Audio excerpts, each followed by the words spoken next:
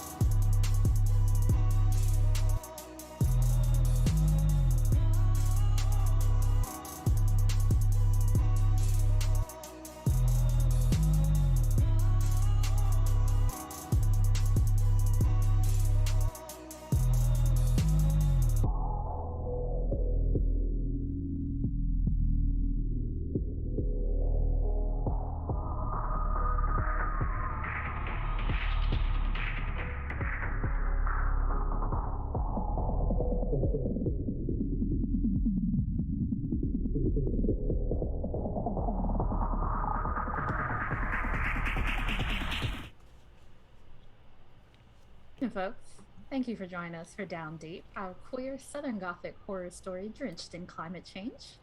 This is a joint venture between Charm Person Games and Carrion Comfort Studios. And I am Stephanie Allen, your MC, and I am a queer woman from the Carolinas. Let's meet the rest of our cast. Vyn. Howdy, y'all. I am Vyn Vox. I am a poly pan non-binary person from Georgia. Izze. You're muted, Izze. I noticed as soon as I started talking, every time.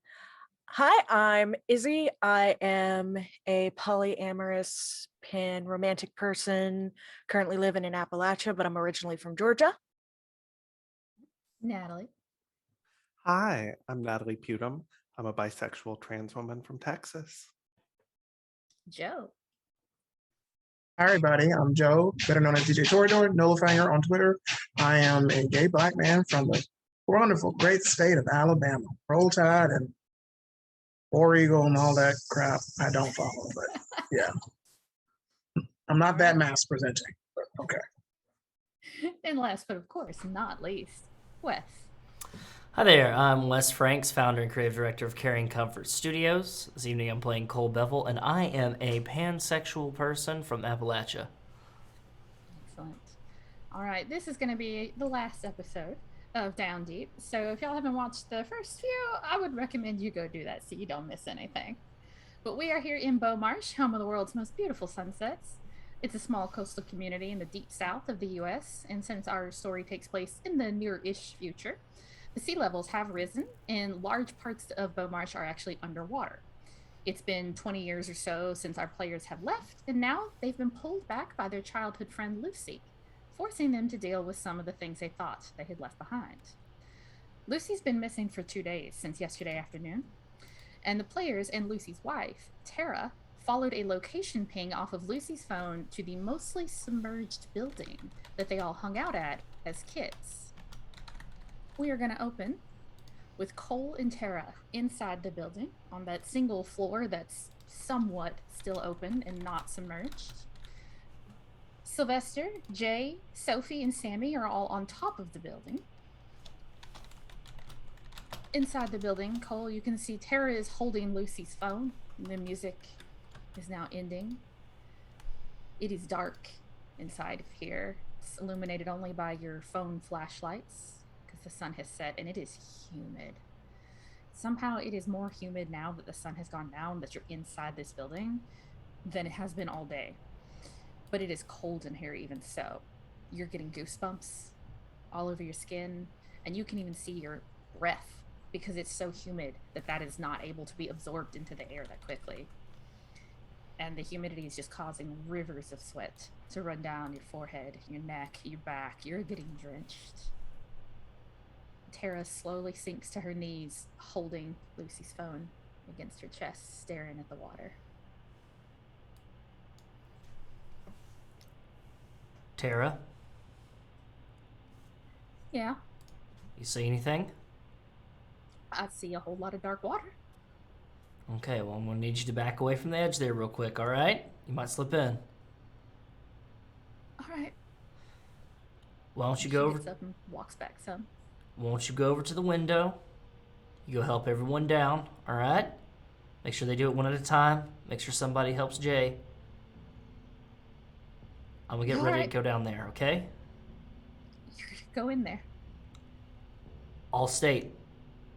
Swim champ. Okay. Hey, Okay. Tara, Yeah. we haven't seen anything yet, okay? Yeah. No. She comes out here all the time. Mm-hmm.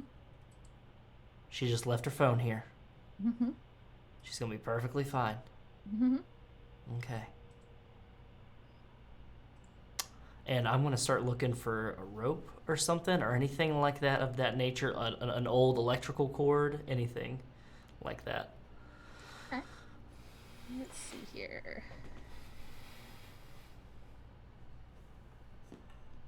a bit of an odd roll, but I want you to do. I want you to roll dice plus hope. Let's see if you can find something here. Dice plus hope. All right. Something that Cole's really good at. And yours is going to be raised by 1 your difficulty because I've got that noted that you were successful last time. That is correct. 11 plus 4, that's 15, 17. All right. So that will be enough. This, was a government building, and of course, they left equipment behind because, of course, it's going to be wasteful with government money. And there are electrical cables running to some equipment. Like there's a one of those just like behemoth printer, copier, scanner, faxer combos, that looks like it could crush somebody. There's a pretty thick, hefty electrical cord there, and it's maybe about 6 feet long, 8 feet long, something like that. About as big around as like a dime. It's pretty thick, pretty hefty. Okay.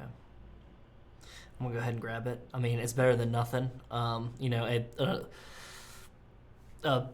Extension cord would be better, but beggars can't be choosers. Yeah. Conveniently, it does pop out. It's one of those kind where you push into the machine and into the wall, so you can get to clean ends. Perfect. It's not being used, so that's fine. I'm gonna take that, and then Cole's gonna start taking off his shirt, his overshirt. And his top shirt. He's gonna keep his pants on and everything like that because he's going into brackish water, but he doesn't want to be dragged down by his shirt or anything like that. But he's gonna wait for everybody. All right. And he's gonna start kind of clearing the area and kind of looking around and everything, making sure that maybe Tara didn't miss Lucy or anything in a corner someplace, knocked out. All right. So while you're looking around, Tara's gonna come over to that window and she's gonna lean out and say, if you want to come down, I guess I can help, I guess. We want me to go down first just to get it out of the way. Don't talk about yourself like that, Jay. We can get you in there. Not being self-deprecating, just I know that it's going to take a second to get me down there. It's Why whatever don't you like. send someone else first, and then we'll do you second, and we've got 2 up top and 2 below. Here, I can come down. All right. Chloe's gonna jump in the water. Okay, so this part of the building, we put it in the water, would put you below. So what you got to do is you got to go over the ledge and in through a window. Yep. So it's kind of a scramble, not the most secure with that. So I'm going to need you to, I'll let you choose. You can choose either courage, because this is a scary thing you're having to be brave to do, or you can roll health if you think, you're just in shape and full of vigor and can just easily scale through it. I'm gonna do health. All right.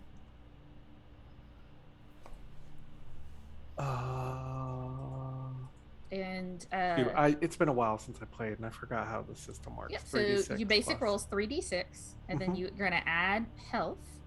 Okay, the that. number of checks I have. Yeah. Well, Okay, to the so- result. That's 20. All right. So I was going to say Tara's going to help you, but you don't even need it. You just scramble right down through there.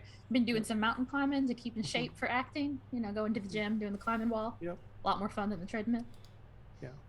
All right, so you make it through, and Tara just kind of has a hand to steady you. You don't even need it, and she seems relieved because she does not want to let go of Lucy's phone with her other hand. All right, so it's going to be 1 harder for you next time.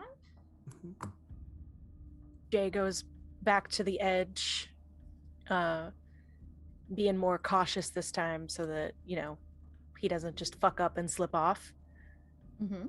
And you have said that you're in pain, aren't you? Uh-huh. You forgot to take your meds this morning. Uh-huh. So I think that's we're going to bring your shame into this one. So, because you're ashamed that you take opioids to deal with the chronic pain. So you're going to roll 2d6 plus your choice of courage or health.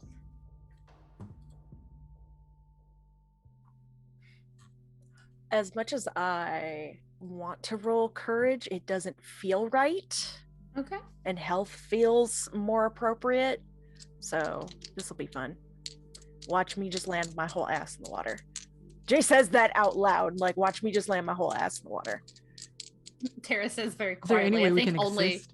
only Chloe could really hear is just, please don't. We can say that Sammie and Sylvester are like helping from above, Chloe and Tara are helping from below. Let's see. So that's a help action. And how do help actions work again? I think you get that die back that I took from you. Okay. I get another die. Cool. So you're back at 3d6 plus health. Rad. Okay. That helped, actually. So that's a 5, 6, 7, 8, 9. That's a 12. That is not enough. I figured. Yeah, the minimum difficulty is a 13. Yeah. That's the easiest I could make it for you. All right. So you're gonna lose 1 from your health. Again. Yeah. All right. So Jay is slipping. And you guys just can't quite hold on to him. They just slip right out, and the footing isn't secure against the wall. Tara and Chloe tried to grab you, but you are gonna fall into the water. There's a big splash, and I think Jay loses his cane. Just straight up, it's just gone now. Is it metal or wood? I think last time I said that Jay had his aluminum cane, so like it's floating. Aluminum float. Yeah, but it like landed out there. Yeah, you don't have it in hands, but it's within sight. We'd have to go get it, and Jay's like, I'm not even gonna worry about that right now. And like, once he has his once they have their bearings, they're gonna like get up to the window and try to like just haul themselves in. It is too far above the water. You can't. The building's at something of an angle. So it's like, it's very awkward to get in. Like, you really shouldn't be trying to get into the building at all. But you did it as a teenager, because teenagers make great decisions about all kinds of things. Yep. So you guys hear this. You hear Jay slipping, you hear cursing, you hear Tara go, oh fuck. And then Tara slams herself into the building as soon as it's obvious that they have lost Jay, that like collectively they're not holding on, and just like ducks into the building so she doesn't have to see Jay hit the water. God damn it. I'm fine. I'm just in the water. I'm gonna bring the cable over, and I'm gonna look at Chloe and Tara, and I'm gonna say, hold on to this. I'm gonna give them one end. Okay. Chloe will take it. And I'm gonna take the other end, and I'm going to shimmy out the window, and I'm gonna try to help Jay up. All right. Haul Jay up with like the rope and the cable and everything like that. All right, so I'm gonna need you to make a health roll for me here. Okay, that is significantly better. And I'll let you take a 4d6 because you're getting a lot of health here. Okay. That's 4d6, but you are at a +2. Like, your difficulty is up by 2. Up by 2, yeah. Yeah. Let me go ahead and grab an extra d6 here. Sorry for all the plastic sounds. Oh no, plastic. The sounds of shit, the... I dropped the d4. Oh, well, you don't need that. It's fine. My foot's life is forfeit now. Just don't forget it's there later. That little plastic caltrop. Yeah. Nope, there goes a 6 off the edge. Rip. All right, that's 9, 11, 13, plus 4, another 17. That is exactly what you need. Jesus fucking Christ. All right, so you're up to difficulty 3 next time. Jesus. So you make it down. It's kind of action movie hero. Like, Chloe, you kind of can't help but kind of admire, like, oh, that's actually like pretty good stuff there. As Cole, you're grabbing one hand, leaning, and you're reaching for Jay with the other. Mm-hmm. And Jay, can you swim? Yeah, Jay can swim. You can swim reasonably well to get over there then. Yeah, Jay does pool therapy for their joints because it's the easiest thing to do. Mm-hmm. So they can swim. Mm-hmm. And it's easier to be booing here because the water is more salty than brackish. It's like between brackish and full salt water, but it's still a lot saltier than a pool. So you're able to stay pretty afloat, but the water is cold. Yeah, it hurts. Dark. And it hurt when you fell into it. You didn't fall very far, maybe like 10 feet or so, but if you're not prepared for it, that can hurt.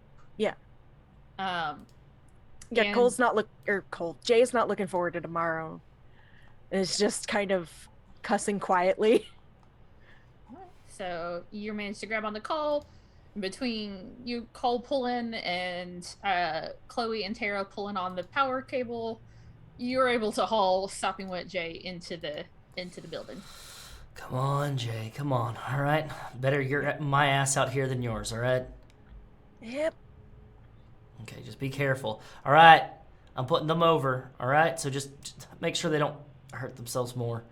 I am not going to hurt myself more. That's what I like to hear. Sylvester and Sammie, what were you doing during this? What are you feeling now? Do you still want to go down into the building?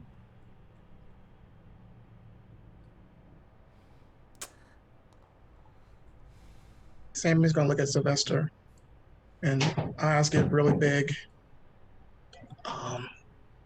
What do you want to do? Sorry, what do you want to do? I'm still trying to decide. I really don't want to go down there, but they kind of like start moving towards the opening or whatever. Story. Go ahead. Oh, good. Storyteller.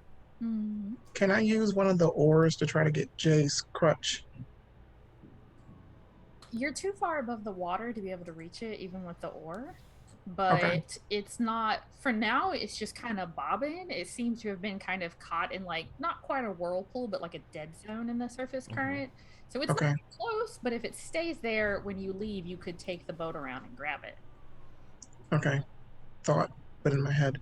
Jay's not fussed. That's not his best cane. Let's be honest, it's probably not the first one you've lost either. Sammie just doesn't feel right about it, but I'm just taking my cue from Sylvester. So who's going over first? They're gonna go. All right, Sylvester. So I need you to make a dice plus courage roll for this one. You don't get the health option now because you've seen somebody fall. Sorry. No, it's fine. Oh, that's an 8. Okay. Oh, did you add a 4th d6? Because you're getting help. You're getting help from no, me. I Yeah. didn't. Yeah. Let's see. Me. You got one more d6 in that. a team of people here. 10. 10. You rolled 4d6 and added in courage, and you got a 10. Mm-hmm. Jeez Louise. So, Sylvester, you try, but, maybe Jay knocked a brick loose, or that one little, like, ledge of stone that you guys were using, or maybe just this kind of stuff was a lot easier when you were 17 years old instead of in your 30s. And you lose your grip, too. And there's another splash. And Tara just is back inside the building and just sits with her back against the wall. Fucking Christ, she's no help. She doesn't even look at you. Come on, Sly. Come on, give me your hand. Right, I'm coming. Yeah. All right, well, make another health roll for me, Cole. God damn it. Chloe, are you helping with the other end? Yeah, sure. Yeah. Tara will get up and hold on at that point too when she sees that you gotta. Okay, that's the stuff right there. All right. You're at a +3. I know. That's a 21. Well, all right. Okay, sure. Now you're at a +4. It's never gonna fucking work out this well anymore. Just wait. Just you wait. Cole's health is too high. too For now. Too vigorous. All right. So Sylvester, can you swim? Yeah. Of course. Okay. All right, and so you feel the same thing, that shock of cold in the air leaves your lungs, and it's like you got slapped across the back a little too hard. But you come up, and it is easier to float, and you're able to get your breath. And there's Cole, looking beleaguered, but offering a hand. And you are also hauled up into the building. Help me out here, Sly. You're welcome. Okay. Welcome to the wet club. Party of 2, 3, 4, whatever. Sammie, don't make it party of 3. All right, Sammie. Need you to be careful now, okay? Don't slip, don't fall, all right? Don't let yourself completely down until you feel my hands on your feet, okay? So that I can support you and help guide you down, all right?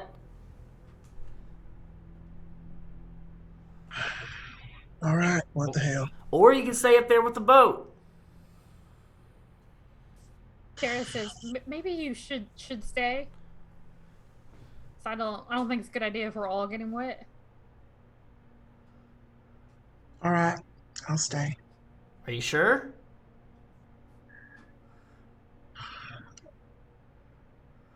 No, but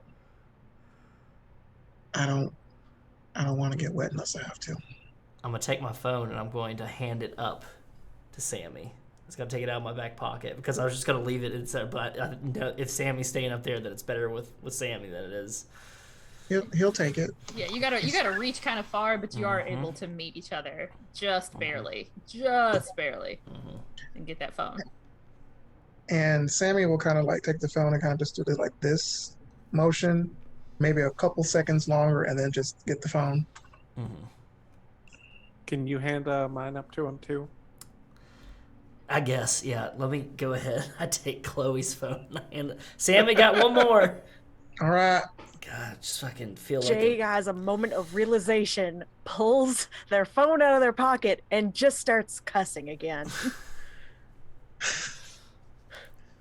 God, I feel like I'm stalking my daddy's store again. All right, there's Chloe's. Just don't get it wetter than it already is. Y'all really should. You also realize that your phone is now probably also dead. Y'all should really get otter boxes. They're really nice for you. They're waterproof and everything like that. Keep everything nice and dry on the inside. I got the shatter. I got one. I got the shatterproof one because I work with miners. Yeah, well, waterproof works better, especially if you got it on a belt clip. And I'm going to haul myself back in through the window. You have such bizarre dad energy. Inside, it's not a terribly large space. The floor is slightly tilted, just enough that you notice it, but not so much that you could really, like, see it. You have to walk for a few steps in any direction, and then you're like, oh, okay, so the building has shifted in its foundation since flooding. And it's the upper floor of some government buildings is probably somebody's, like an office and waiting area kind of thing. There's no door or anything, but it is, again, it's dark and it is uncomfortably, almost unbearably humid in here. Your breath won't evaporate into the air. It's condensing everywhere, and you're all drenched and soaked. Even the ones of you who didn't make it into the water, you're all drenched and soaked in sweat. It is unbearable down here, but cold. You're getting cold sweats and goosebumps. And there's the dark water in front of you. All right. So I'm going to go ahead and go down there and take a look, see what I can see, if I can see anything down there, okay? Just trying to kind of clarify. We found Lucy's phone down here, but that doesn't mean anything, okay?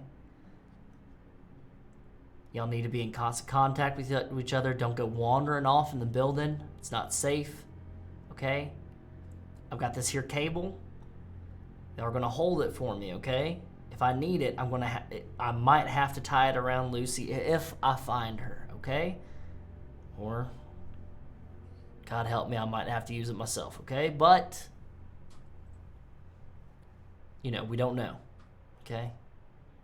I'm going to go down there. Anybody else can come with me, but I'm going to tell you right now, it's not going to be fun. Jay sits down next to Tara. Good. Tara doesn't even really acknowledge you. Just holding Lucy's phone, looking at it. If y'all want to get ready, we might have to call the Coast Guard or somebody to come out here, okay? And that's the Coast Guard, okay? We're not calling the states. We're not calling the locals. We're calling the Coast Guard. They're going to be better equipped for this. Might take longer, but... Fuck me. Don't drown. Try not to. If you drown, I'm coming to just beat up your ghost. Oh, God. No, please don't. All right. and he's not going to make a dramatic, because he doesn't know what's down there. He's not going to dive in or anything like that. He's just going to slip in, and he's going to kind of tread water a little bit, and then he's going to do the and then go down. It is cold. It is cold because the water in here isn't sitting in the sun all day, and it only has limited ways back out into the main ocean, so it is cold in here. And it smells like the way a swamp or a bayou smells, or the way it smells when on the marshland when the tide is out and it's salt and mud but also decay. It smells like that. And you're able to walk out a few feet into the water. It does not immediately drop off, but it does start to rise up much faster than you expect it to as you walk through. And then you dive under. And it is dark. Are you able to open your eyes in the salty water? It's been a long time since he's been able to do that. So he's going to try, but... All right, so you're going to open them. And just roll a d6. Just roll one d6 for me. 3. 3. You keep them open for a couple of seconds, but it stinks. It stinks. And then you have to close them, and they're still stinging behind your eyelids. It is, but under there you realize that it's not exactly pitch black, but it's close enough. He's gonna start doing the maneuver that he learned from dive team, from swimming team. Not dive team. He wasn't dive team. He was swimming team. Which is, if you can't see underwater, then you're gonna start using your feet to start kind of feeling around, but gently. He's not gonna be stabbing his feet around because it's an abandoned building. Did you keep your shoes on? Did you take them off? Yeah, he kept the shoes on. Yeah, because he knew better than to not do that. They're technically boat shoes, but but they're nice boat shoes. They're not like water water shoes. They're not going to be ruined, but they're not going to look better from having been in the water. No. All right. So you poke around, and it feels mostly like floor. Sometimes you hit something a little bigger. Oh, that's a corner. Okay, and then your foot the toes get stuck for like a split second, and you have racing panic adrenaline flooding through you, and as soon as you feel that, your toe comes out. So it's between something. Something that you gently stubbed with a toe, and then it went in, but you were able to like immediately pull it back out as soon as you realized. Okay. He's gonna go back to the surface, right where he's at. He's gonna take more breaths. He goes, I found like an opening or something down here. Does anybody have a flashlight on them? So Tara is like shining, still got her phone flashlight going. But that's the only one. Just kind of hold it out over the water. I don't need to take it down here with me. It might not survive. Does anybody have goggles on them? No. Why would we have goggles? I think I've got like a mini mag light in my pocket, but I don't know if it'll survive in the water. Probably won't. You can try. It might survive for a little bit. Okay, let's try it. And Jay tosses it to Cole. All right. Are you gonna turn it on first, see if it'll work before you toss it to him? Yeah, clicks it. Roll and a d6. Just one. Just roll a d6. Yeah. That's 2. That's 2. It clicks very solidly. But does it turn on? Come on. All right, never mind. It battery's probably dead, or the water did it in. I'm gonna try my best, okay? Cole is going to then do the surface dive, where he's just gonna kind of bend over, and he's gonna go hands first and try to fill that kind of area where he stuck his toe into. This time, I want you to roll courage. Oh, fuck me. Ooh. Oh.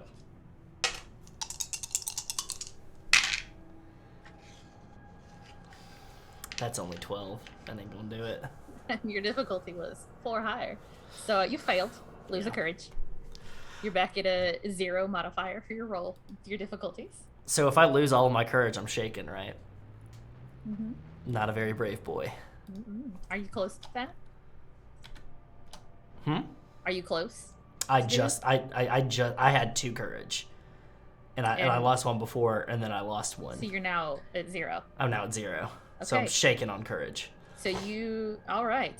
So we're gonna read shaken as a condition. We're using the Shivering Circle, slightly modified because I've removed all the supernatural from it. So you are shaken. You're traumatized. Taking a big blow to your self-esteem, your courage, confidence, whatever. You're rattled and dysregulated. Color in one of the stones on your sheet, and tick the box next to your courage because they failed. So until you succeed, you are in a roll with courage. You are only going to roll 2 dice. Oh God. When you do succeed, you'll get that 3rd die back. Okay. And you still can get a 3rd die for like advantages and help and things like that. Okay.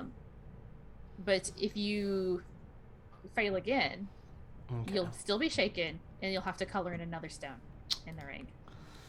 Got it. All right. Noted. All right. And as a reminder, when all of the stones are colored in, you're done for. Mm-hmm. You meet your fate. Mm-hmm.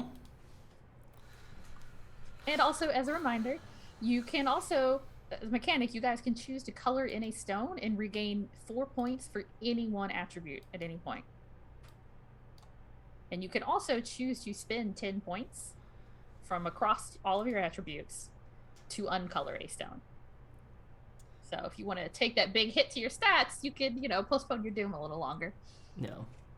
All right, so you're shaken, you're traumatized. You start doing the thing, you start breathing, you're like, okay, I'm gonna dive. And you remember you got stuck. There was something down there and you got stuck, and you're going in hands first. And the water's not so deep that you couldn't have stood up if you'd been stuck. You would have been able to just get your head above it, and you wouldn't have drowned. Mm-hmm. What if your hand gets stuck? You're fucked. And you can't do it. You freeze. What's going on, Cole? I could get stuck. What do you mean stuck? I mean, my foot got stuck when I put it in there. Like when I was sticking around, my foot got stuck. But if I stick my hand, and I'm fine if my foot gets stuck, I can breathe. That's fine, everything like that. But if I'm down under there and my hand gets stuck, then I'm not coming back up. All right, what am I gonna do? Have one of you come grab me? I'm big, okay? I'm smaller than you. I'll swim down there, and you can pull me up if whatever it is. I don't know. I don't know if you can do. I don't know if anybody should do that. Okay. I didn't see anything. And I'm gonna jump, slide into the water. God damn it. Okay, you're just walking into the water? I think I take off my shoes because I didn't take them off on the top, and then I'm gonna get in the water because I think I don't have boat shoes. I have nice shoes. So you can just walk out into the water. It is cold, shockingly cold, especially on your bare feet. Or feet as good as bare if you're wearing socks, it's just water. No socks. And Sylvester, Jay, are you guys holding the other end of the power cord? Yeah. And I think Jay has also is making sure to check in on Tara and has asked hey, are you okay if I touch you, to give you a sidearm hug or just for comfort? Or Tara's very quiet. She responds. It's just, if you want to, that's sure. I know I'm wet, but I know that you're having a harder time with this than we are, and I want to make sure that at least some of us are here for you. Yeah, I'm here. It's okay if you're not here. No, I'm here. Okay. Is it okay if I put my arm around you? Yeah, sure. It's fine. And Jay puts their arm over her shoulder and just kind of very gently pulls her in close, comfortingly. She follows, but she does not lean into you. Yeah, no, Jay's not expecting. Yeah, she's just kind of anything, and she's holding Lucy's phone in both hands in front of her. He's just wants to make sure that she knows that there is someone present right there, that if she needs a person, Jay is there, because they can't. They could go into the water and would probably be okay, but it is very cold. Yeah. So it's not a Tara's good idea. Not quite. She's not fully disassociating, but she's in No. that space where you're just about not really there. Yeah, Jay feels it. Jay feels it. Jay's been there. So Chloe, you could, if you wanted, put a hand on the cord and make it right out to Cole. Okay. And by the time you get there, Cole is yeah. Cole's a big guy, right? He's pretty tall. He's tall. Yeah. He's about 6'1". Okay. 6'2". And Chloe is not. No, nearly she's 6'8". not tall. No. So yeah, your feet leave the ground. Yeah.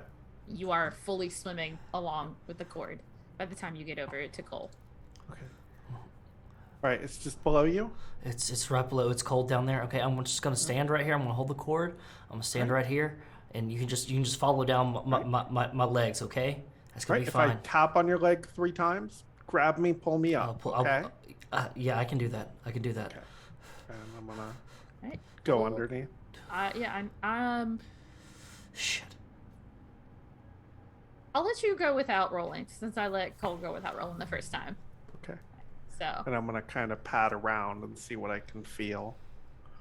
So at first it's kind of confusing because it's like long and narrow and there's like you can put your hand around them and then you realize it's railing. It's a stair railing. That must be what it is. Okay. And that's why Cole got stuck but then got out again. Okay. He put his feet between the railings but could pull it out. I'm gonna feel around as long as I can hold my breath and make sure I'm not feeling anything that feels like a body like weighted down or something. You feel the grossest thing you've ever felt is soggy carpet that's like algae coated now. Okay. And there's like dirt under there. And it's colder as if you put your hands like through the railing, you can feel the temperature change dramatically, and there's a deeper current. Okay. You know, current feels different in shallow water versus deep water, and you can feel it. There's like there's a downward current, like the water wants to go down. I'm gonna swim back up.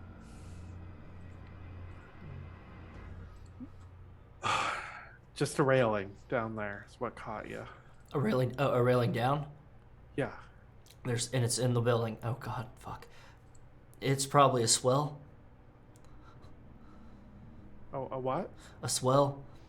So there's uneven amount of pressure going in from the water up here on top to the water down below, and the water around the building. So there's pressure on it. So it's probably causing some kind of current that's leading down into the building. I felt it sucking me in. It's Okay. We Now should that you're get up. aware of it, Cole, you can feel it pulling on your clothes a little bit, like on your pants. You feel it a little bit. It's easy I'm to gonna- resist, but you feel it. I'm gonna say to Cole quietly so that Tara can't hear me, and say, if she got sucked under there, she could have gotten stuck. We should let the Coast Guard know. Have them set and die first. Yeah, I've got. I can't do that. Yeah, I can't go down there. I need a mask. We need divers. We can't do that. Okay, but what if she doesn't want to leave? What if she doesn't want to go? What if she just wants to stay here? What do we do? We'll talk to her. Okay. All right. You go ahead and swim out with the cable and everything. I'll follow behind you. All right. Yep. Okay. I'm gonna swim back. Okay. Chloe. Trying my best not to touch the floor. Chloe. Yeah. Thank you. Yeah. Hey. You got this. You don't always have to be the brave one, Cole. Got it. Yeah. Okay. So you start making the journey back to Sylvester and Jay and Tara. Up on the roof, Sammie, one of the phones you're holding pings. And pings. And pings. Which one is it? It takes you a minute, but it's Cole's phone. Okay. He looks. Looks at and see that there's 3 notifications saying, 6 notifications. Missed call, voicemail. Missed call, voicemail. Missed call, voicemail. And all 3 of them say Aaron.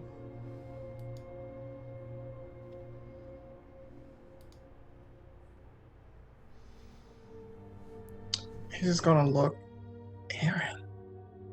The fuck is Aaron? Has Cole mentioned Aaron at all? Cole has never mentioned Aaron to anybody from back home. Alright. Double ARON. Yeah. By the way. Is there like text messages or just voicemail? You don't see any of them coming through, and then you notice that there's that symbol that you get when you don't have coverage, when there's no service, and it like flickers in and out. And if you compare with all the other phones that you're holding, you'll see the same thing. It's like none of them seem to have service at the same time. Service keeps coming and going.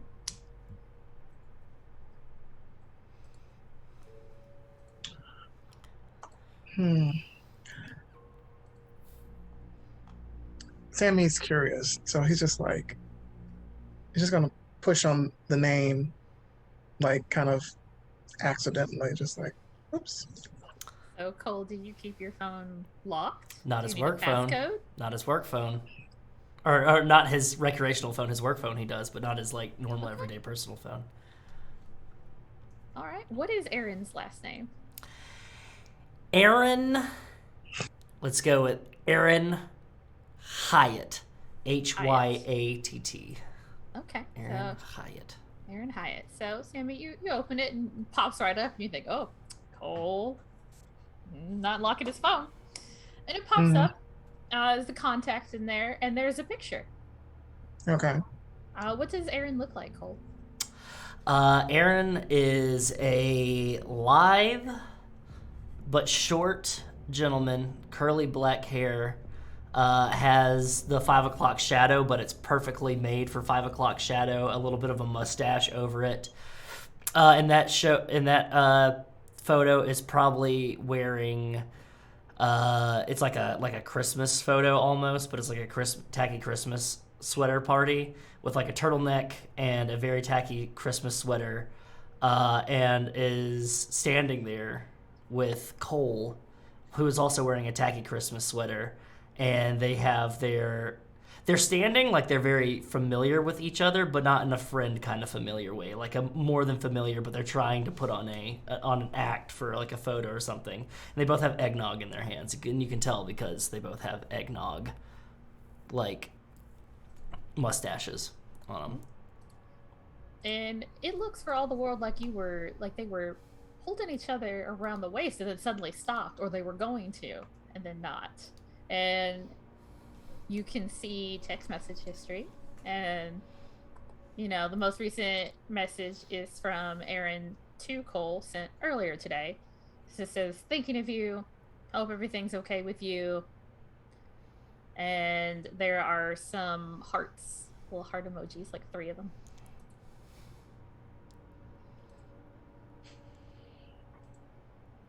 Sammie will just kind of like, now Sammie's interest is completely piqued. He's just like going through. It becomes very obvious very quickly. This is Cole's boyfriend. And then I guess what will happen with Sammie, he'll just kind of like, literally, if people could actually see his face would crack, just like, and then he kind of make a pained face, and then kind of like take the phone and like put it in his hands like this, and kind of like wrap it around his knees, and kind of just like, God, fuck, I should have not done that. I shouldn't have done that. Fuck, I shouldn't have done that. Oh my God. What? And then he'll kind of like quietly sob to himself, just quietly sob. And he'll try to.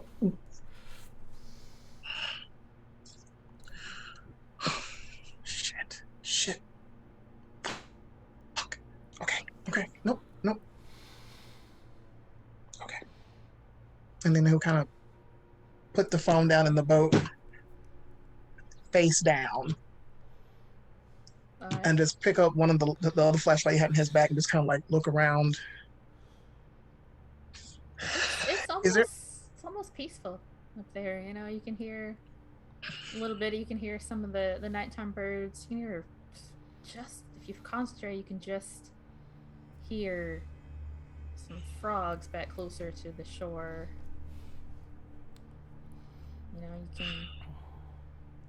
It's not fully dark yet. The sky is still painted with some of the colors left over from the sunset. It's beautiful. You know, it would be a great place to be if your friends weren't all underneath, looking in the water, in the body of your high school friend.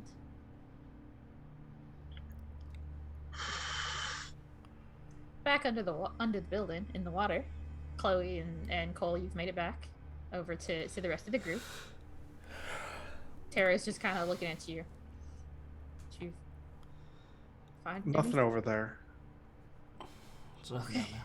Is there anything in the way for going like further down?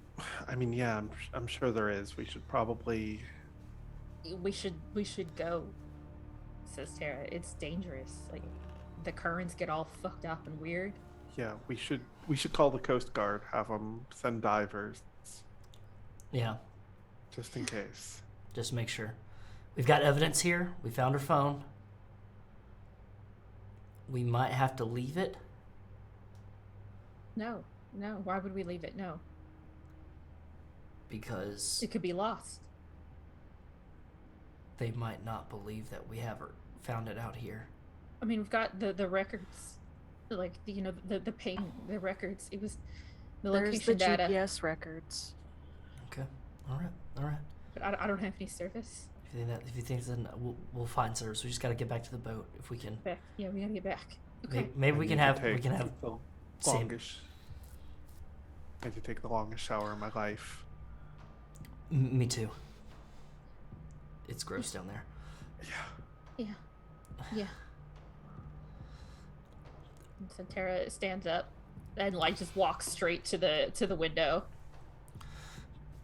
I'm gonna walk over there. I'm gonna look at Tara. I'm gonna say, we're gonna find her. I didn't see her down there. We're gonna find her. If she's down there, I don't think she's down there though. Okay. Sammie?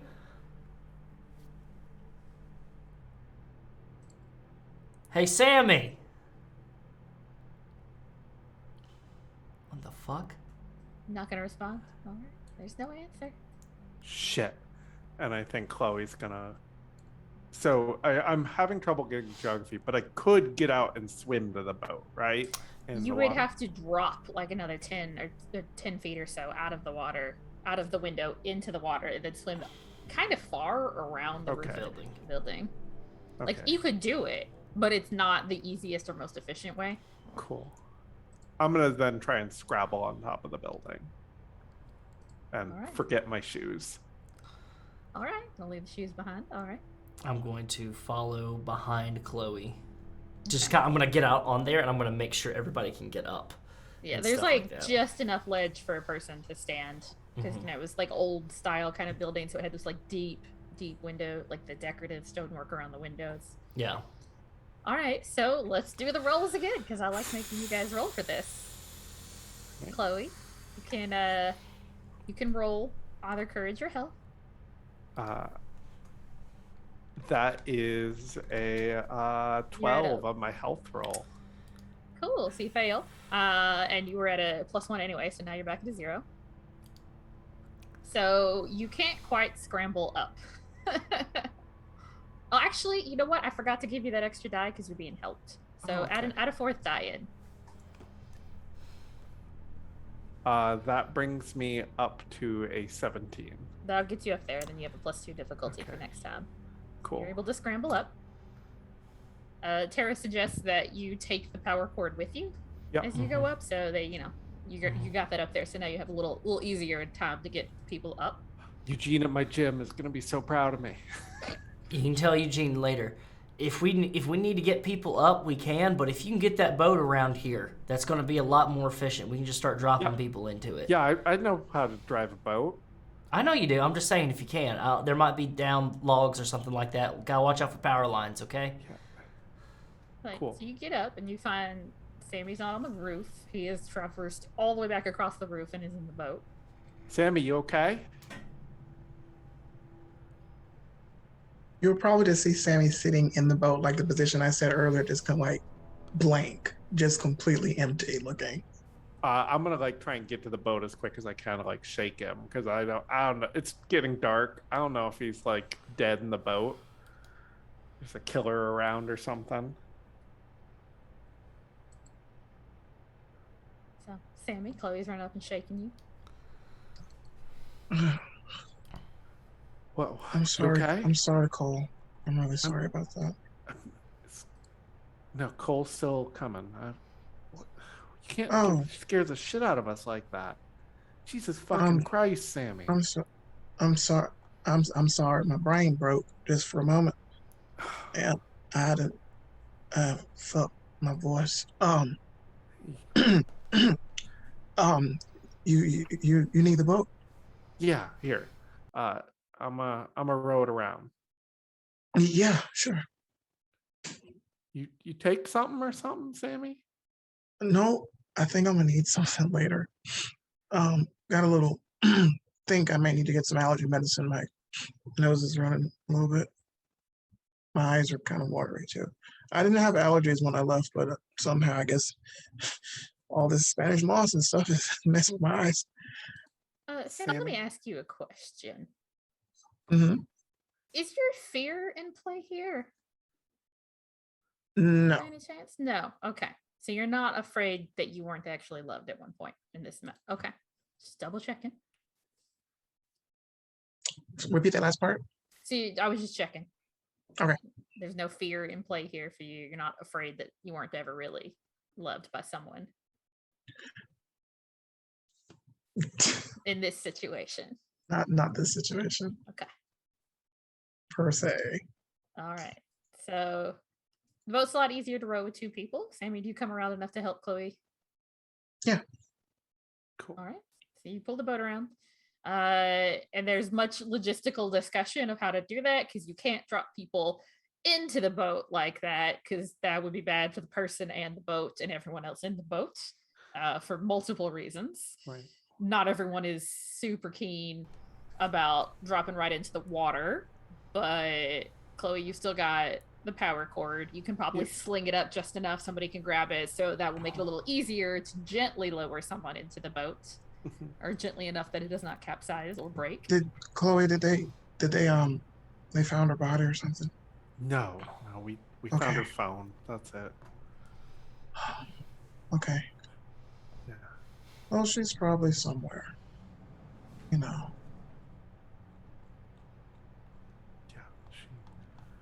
Yeah. She's probably just lost in the woods, and she left her phone in here somehow. And I don't know just how trying the to. fuck her phone got here. She was in the woods, but that's a good doing thought. some environmentalism shit. I don't know. I'm not a I support scientist. Are you a scientist? No, I'm not. Just a little regular local yokel world traveler. She's trying to save the world somewhere, and she's without a phone and probably scared, but we're gonna find her. All right. Who's going down into the boat first?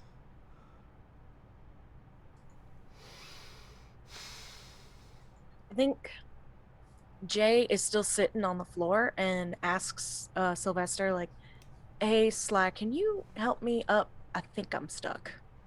Oh, of course. And they go over to help Jay up. Jay starts to get up, and then makes a very distressing noise, because they sound like they're in pain, because they are.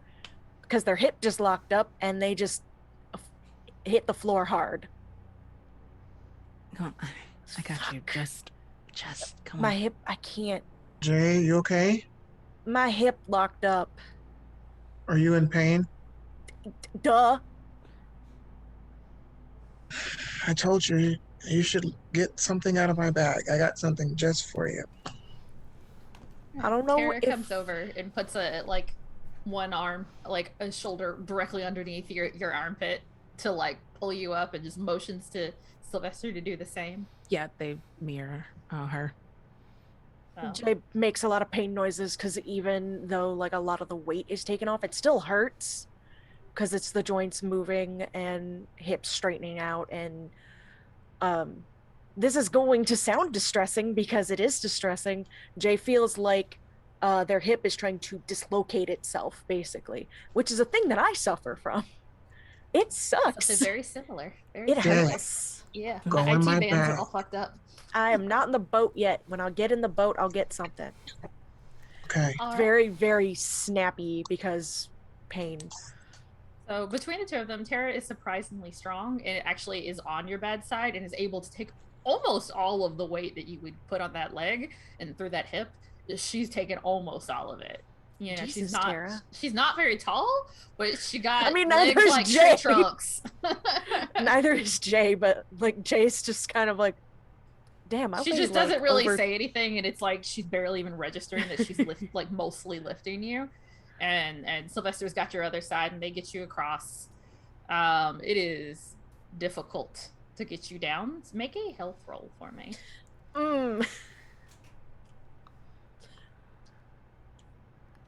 Do I get another die because I'm being helped? Sure. Okay, so They're trying to lower you as easily as they can. Sammie and Chloe down at the bottom are trying to like grab you without jarring your leg and hip. I mean, if that happens, it happens. Jesus.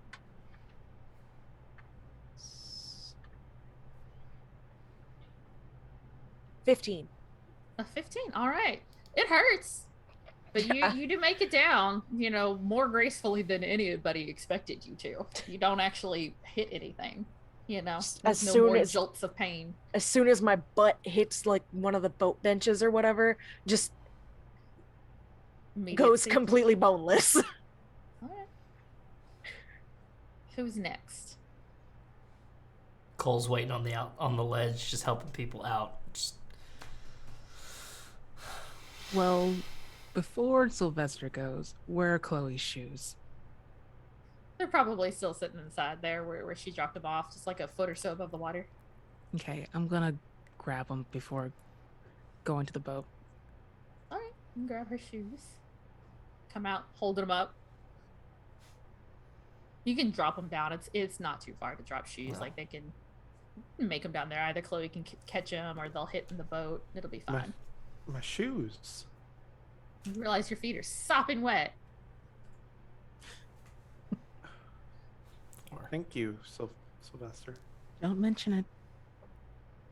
All right, and Sylvester, you go down next. Mm-hmm. Make me a health roll. Cool.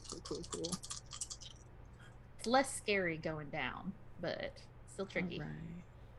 11, 14.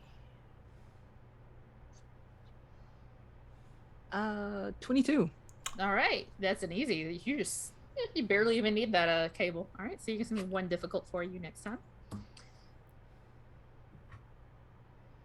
And then Tara looks at you, Cole, and says, you're gonna be all right if I go? Yeah, I can just dive right down into it. I'll dive ahead of the boat and I can just swim back to it. It's fine. Do you know the long and lat for this location? No. They're gonna need the long and lat for it.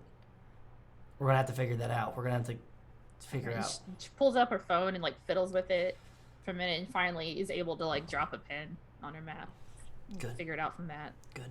Do you have like a chalk or lipstick or something on you? Do I look like I wear lipstick? I don't fucking know. She's very bush looking. I know she's very the only femme thing about her is that she has very long. Oh, and I got lipstick in my bag. Jesus Christ. Did you bring the bag with you or did you leave it in the car? I think I brought it on the boat. Okay. I left it in the boat, so I grab it out of the boat and I'm gonna toss it up. Oh God. As this happens, Jay is like in the middle of pulling just a Sharpie out of her pocket. But it's already done. So yeah, you marked like, the building with big X. I'm just gonna put a Z, like a circle with an X beside the window, and then put it in my pocket. Like, all right, Tara. Tara scales down fairly easily, not quite as gracefully as Sylvester did, but makes it down. It's a little awkward because she still will not let go of Lucy's phone. Mm-hmm. All right. And then I'm just gonna dive into the water in front of the boat and swim over to the boat. Make a courage roll for me. All right. Do I get an extra die because I am an able-bodied swimmer? Is that on your character sheet? It is on my character sheet. Okay, sure. All right. One or two things I know. I work out every day and am an an able-bodied swimmer. Yep. All right, go for it. Oh, mama. All right. That's 6, 5, 3. All right. 8, 5. That's a 14. You can jump into the water. Okay. You can do it. It takes you a second. You don't want to. You do not want fucking to. want to. But you do it. Yeah. All right. So you have succeeded with a courage roll. Was that the one you were low on? Yeah. The one you were shaking. So Yeah. you are no longer shaken. And because of that, just mechanically wise, I am going to color in one of my stones to get back 4 points in courage. All right, go for it. You got 2 colored in. 2 colored in. That's right. Jesus Christ. Hey, here's Wes making just poor decisions. Or good ones. I don't know. It could be fun. Yeah, it could be either or. I mean, that's just this game. All right, so you guys start heading back towards the shore once you've pulled Cole in. Sammie, as you're digging through your bag, you're out. You've used up the stash. There's nothing left in the bag. You've been making liberal use today and yesterday. You didn't fill back up from your bag, your, actual suitcase.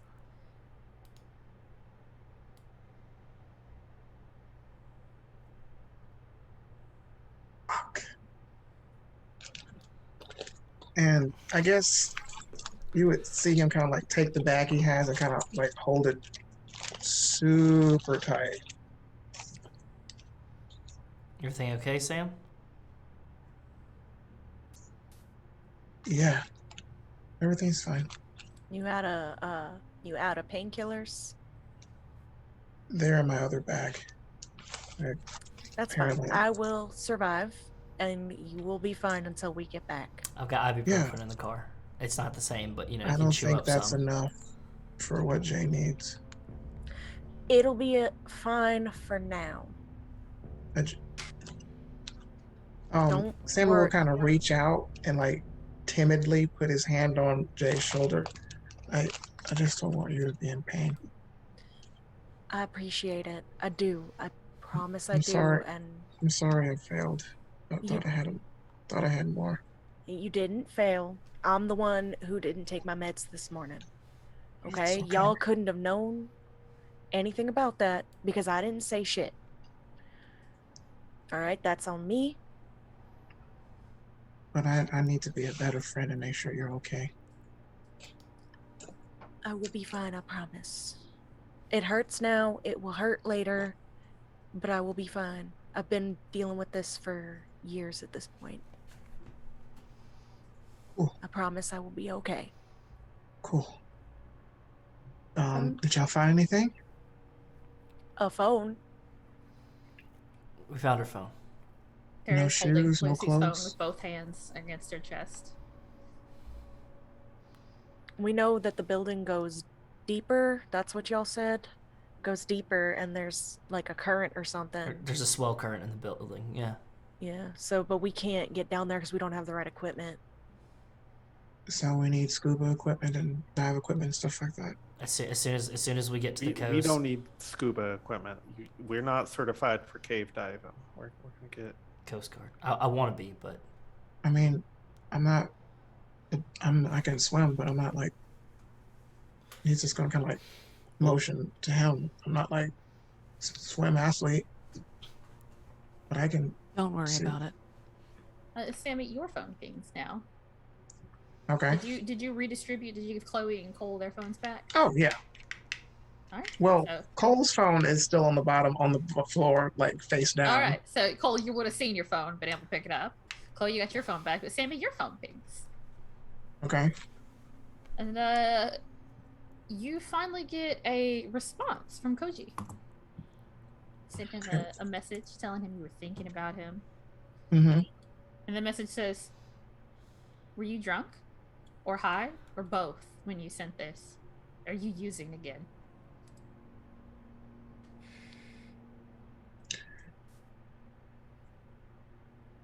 You'll see Sammy's face get pained again. And he'll try to mask it, but it'd be like a very like loud like gulp. Sammie. And then he'll text like a broken heart emoji and just say, "I'm sorry. I didn't mean to disturb you." The response is almost immediate. It says, "You never did mean it."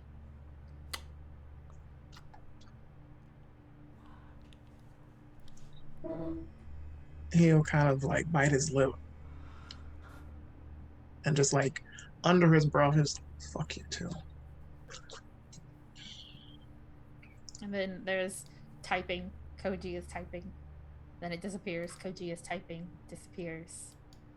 Koji is typing for a very, very long time, and then it disappears.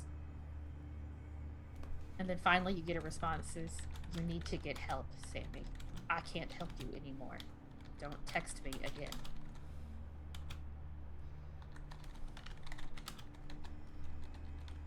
He will type and then he'll stop and he'll type and then he'll stop and then he'll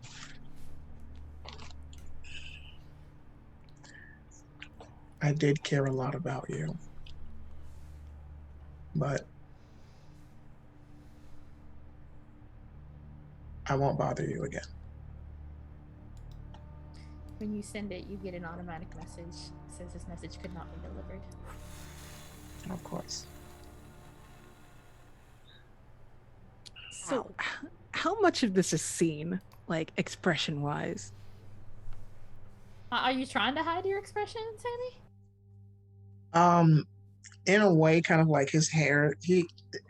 He's very good at trying to like mask it, so he'll kind of like he'll kind of nod a little bit so his hair will fall on his face, so you can't see it. But if you're near him, you can see him. Make his a expression. roll plus dignity, but you're gonna be at penalty. Oh boy. Because I think you're worried about whether or not Koji ever loved you. Yeah. What's the roll? So dignity. Mm-hmm. So that's 2d6, and then you're gonna add your dignity. Okay.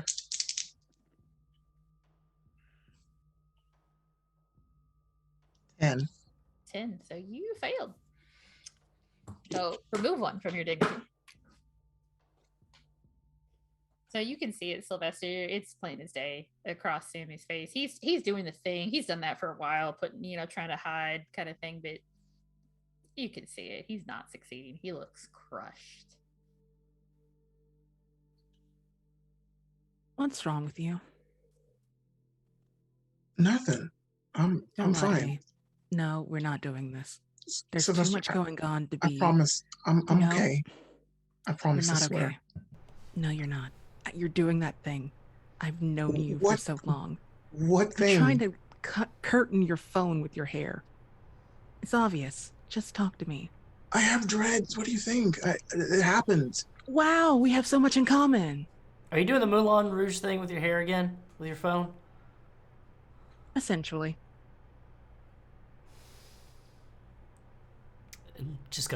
Cole's just gonna shake his head and go back to his phone. And just kind of like... Cole, you do see that you've got some voicemails and some missed calls from Aaron.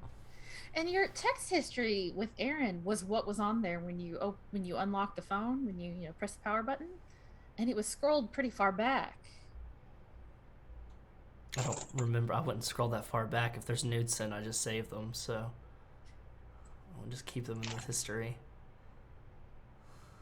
You gonna listen to the voicemail? I'm gonna listen to the voicemail, but you can see Cole's got a weird look on his face, like he's trying to make 2 and 2 together. He's not the smartest, stick in the matchbook, but So the first message is Aaron sounding normal, like himself, slightly exasperated that you didn't pick up the phone. So just missing you, was thinking about you. This is the time we normally call, and you didn't call me, but I get it. You're with your friends. But you said something bad happened, so I was just checking in.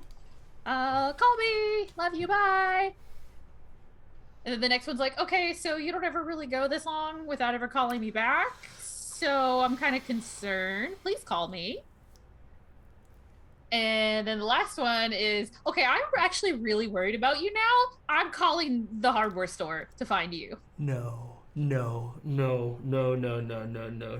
can hear Cole go no, and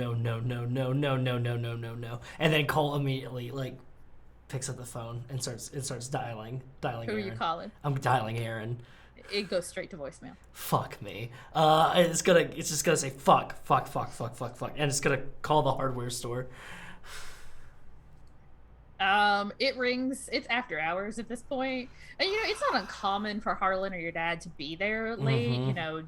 Bookkeeping is endless when you own a business with Yep. inventory. Mhm. But nobody picks up. It just rings and rings, and then it goes to the voicemail. Thanks for calling. Bevel Handy Hardware. I'm just gonna hang up.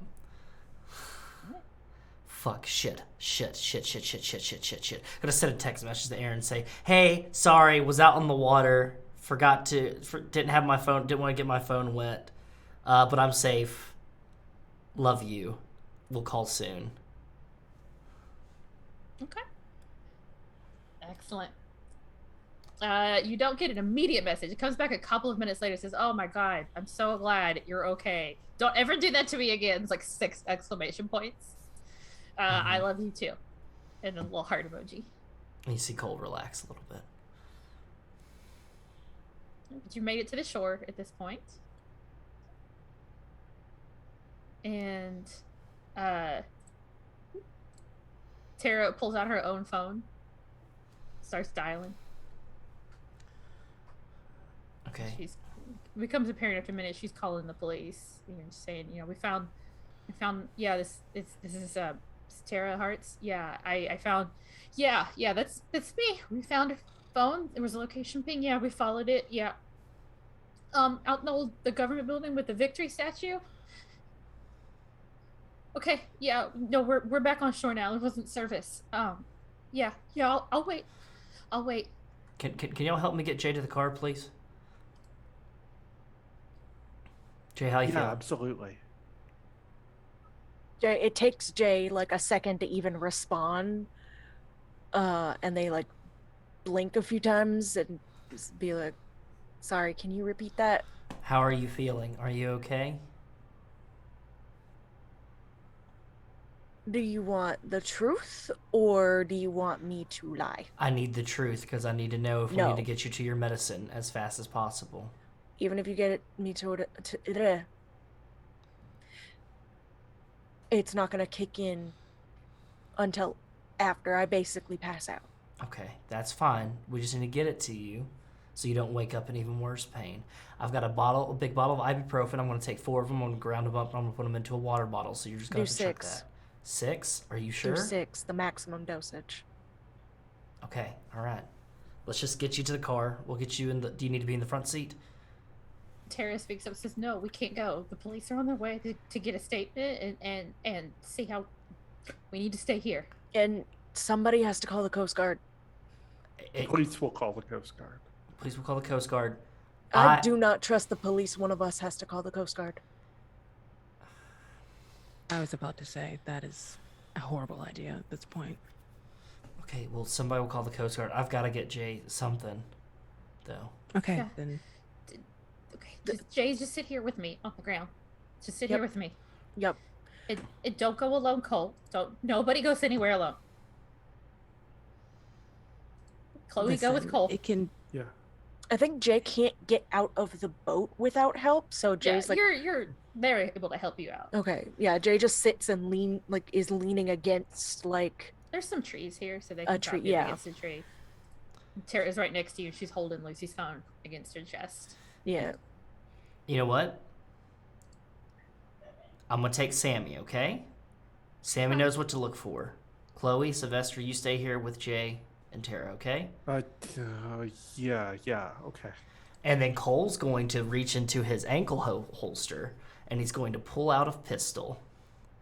What the fuck are you doing? Jay with holds that? out his hand. If that's staying here, give it to me. I know how to use Do one. you know how to use one? I do. Don't like it, but I do.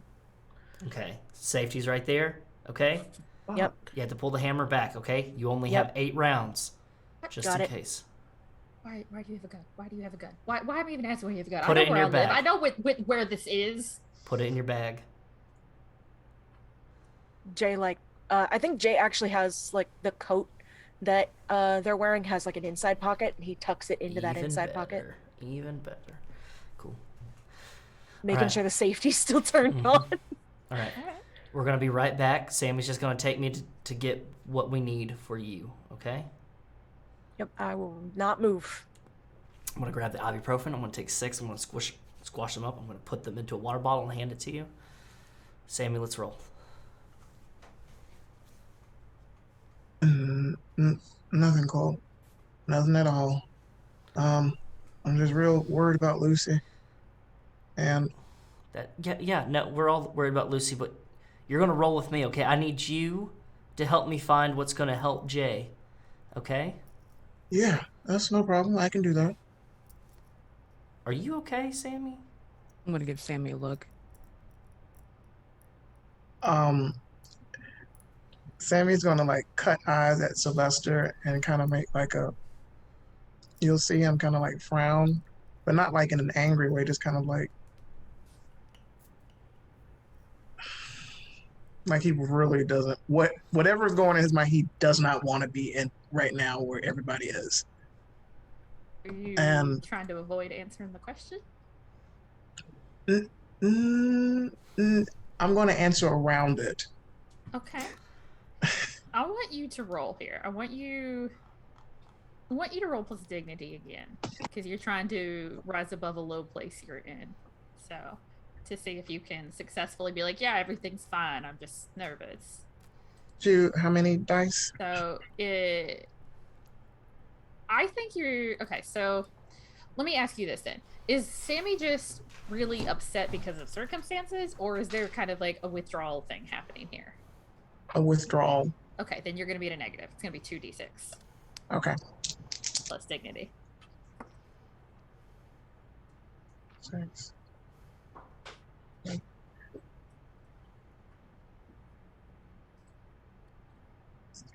16. Okay, you succeed. You'll be one harder next time. Whatever you say next is convincing. People believe you. You're just nervous and scared and tired and nothing else. I guess more so Sylvester may pick up on it more, but I guess Cole wouldn't. Sammie will literally force like a smile smirk. Just like, I'm really fine, Cole. I'm just really worried about Lucy, and I just want this to be over so, we can hang out again and, just go out and have fun again. And, Yeah, no, I get you, buddy. Okay, I just want to make sure you're okay and everything like that. It's probably best you don't, yeah. Okay, yeah. All right. Somebody call the Coast Guard, okay? While we're running. Come on, Sammie. Get in. The minute that Cole is no longer like in sight of Jay puts the water bottle down on the ground and doesn't even touch it. Because it's not going to do anything. They're not strong enough, even at the maximum dosage. It's not going to do anything. So he just doesn't. Because it's not worth it. All it's going to do is just fuck up his kidneys. Mosquitoes are swarming around y'all. Tara's not saying anything. She's just kind of staring back across the water back to the building. Holding Lucy's phone against her chest. Chloe, can you call the Coast Guard, please? Yeah, my phone died. Yeah, sure. I'll call the Coast Guard. Yeah, just call the Coast Guard. Number That's for just the Coast Guard. Yeah. Yeah. You start pull up your phone and you're like, okay, and you like Google like how to call the Coast Guard, and the results all seem to be like private citizens can't really do that. You can't just call. You're supposed to call the police, who, if the Coast Guard is needed, they call the Coast Guard. Like the most you can get is just like an administrative number that you know is going to go to like a recruiting office or a press office or something like that. It's got to be a Mayday call on like a radio or something. It can't be. Yeah, like that's not a thing. Private citizens can just call the Coast Guard for help. In a perfect world. Yeah, like you get like if it's an emergency, call 911. You know, like that kind of thing. You find a page that talks about the kind of search and rescue operations that the Coast Guard does, and it's very useful and terrifying information about how they go about searching for bodies in the water. And such, the training that it needs. Not reassuring in the least. You're not able to call the Coast Guard, unfortunately. But while you're doing this, Tara finally turns and looks at you, Sylvester, and she says, I could really use a coffee. the hottest, darkest coffee. No sugar, no cream. Oh, okay. I There's- guess I can. There's a sheet. It's like a block up the way. Okay, I can do that. Raj is probably the night manager. He normally works Sunday nights. He'll put on a whole new pot, hotter than he's supposed to if you ask him to. Okay. Well, I won't be getting that, but I will get you a coffee. That's the coffee I want. Please.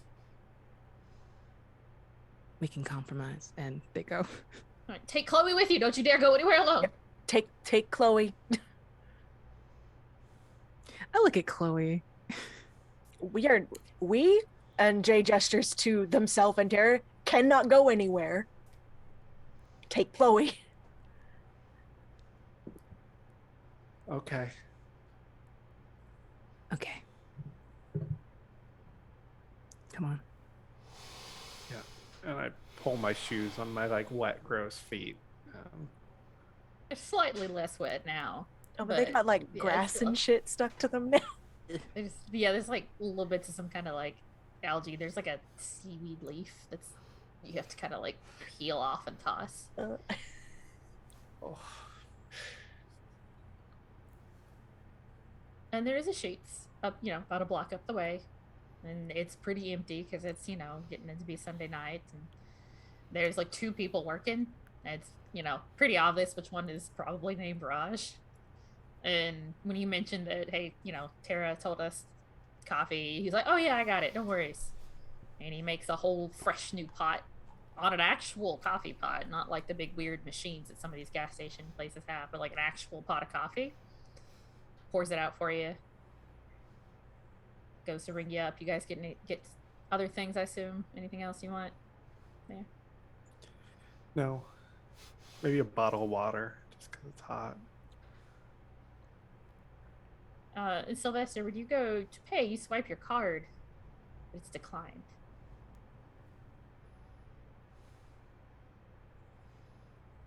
I try again just to be sure. It declined again. Oh shit. It's not even hidden. It's pretty obvious. Everything okay? Not at the moment. What's going I on? hate to ask, could you cover a coffee, please? Oh, yeah, of course I can get it. Yeah, no problem. And I'm gonna go. It's more than you really want to spend, Chloe. Like Yeah. you've got the money in your account, Uh-huh. but every dollar is kind of tight right now. Yeah. But I can't let anyone know that, so. So you might not be able to buy groceries when you get back. Mhm. So I think you should make a roll for me, see if you're willing to Sure. chance it. I want to dignity roll that. Yeah, that's what I'm thinking. And you're at a +2 difficulty. That is a 15. I think you just succeed. You're like, you Cool. hesitate long enough that like both Sylvester and Raj are kind of looking at you, but then you swipe it real fast. Right. And that $25, $30, like all the stuff is piled on. Not cheap. That's gonna hurt. But it's fine. It's fine. It's fine. You'll pick up an extra shift at the bar or whatever that you work at sometimes. At the Times Square Margaritaville. Oh my god. You'll have to flirt a little bit with some of them gross tourists, but you'll make it back. It's fine. Mhm.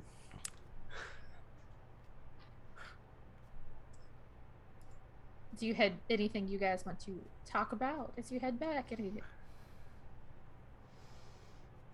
Bank's acting up. Fucking hate when they do that. Your card probably got Yeah. reported stolen because you're out of town. Possibly it could have locked itself or something.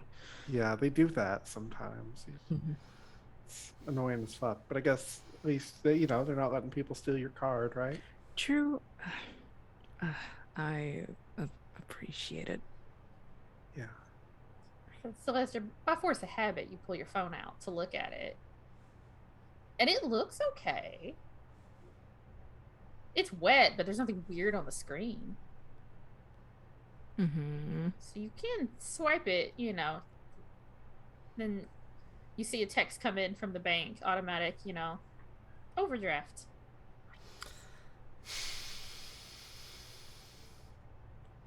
And then you notice an email come in, an automatic email ping on your phone from your bank. It's gonna be the same thing.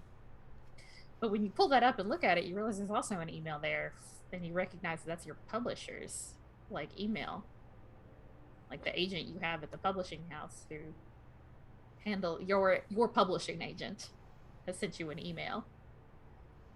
Mm-hmm. You opening it? Might as well, yeah. It's from your agent. She always has this very breezy, chatty. She's a big fan of the bury the bad news kind of.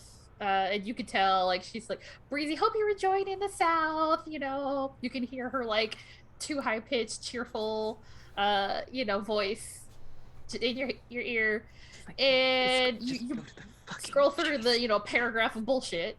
And you get to, so you remember that blog post, where that guy was slamming you and talking about the sinful nature in your books, and I told you don't worry about it. We're just gonna pretend it doesn't happen. It's just a blogger. Nobody even reads blogs anymore. Just an angry old person. Right, I was wrong. Someone at the Texas Board of Education read it, and they pulled the school library deal for your book. So we've had to pull that money back out of your contract. Just letting you know.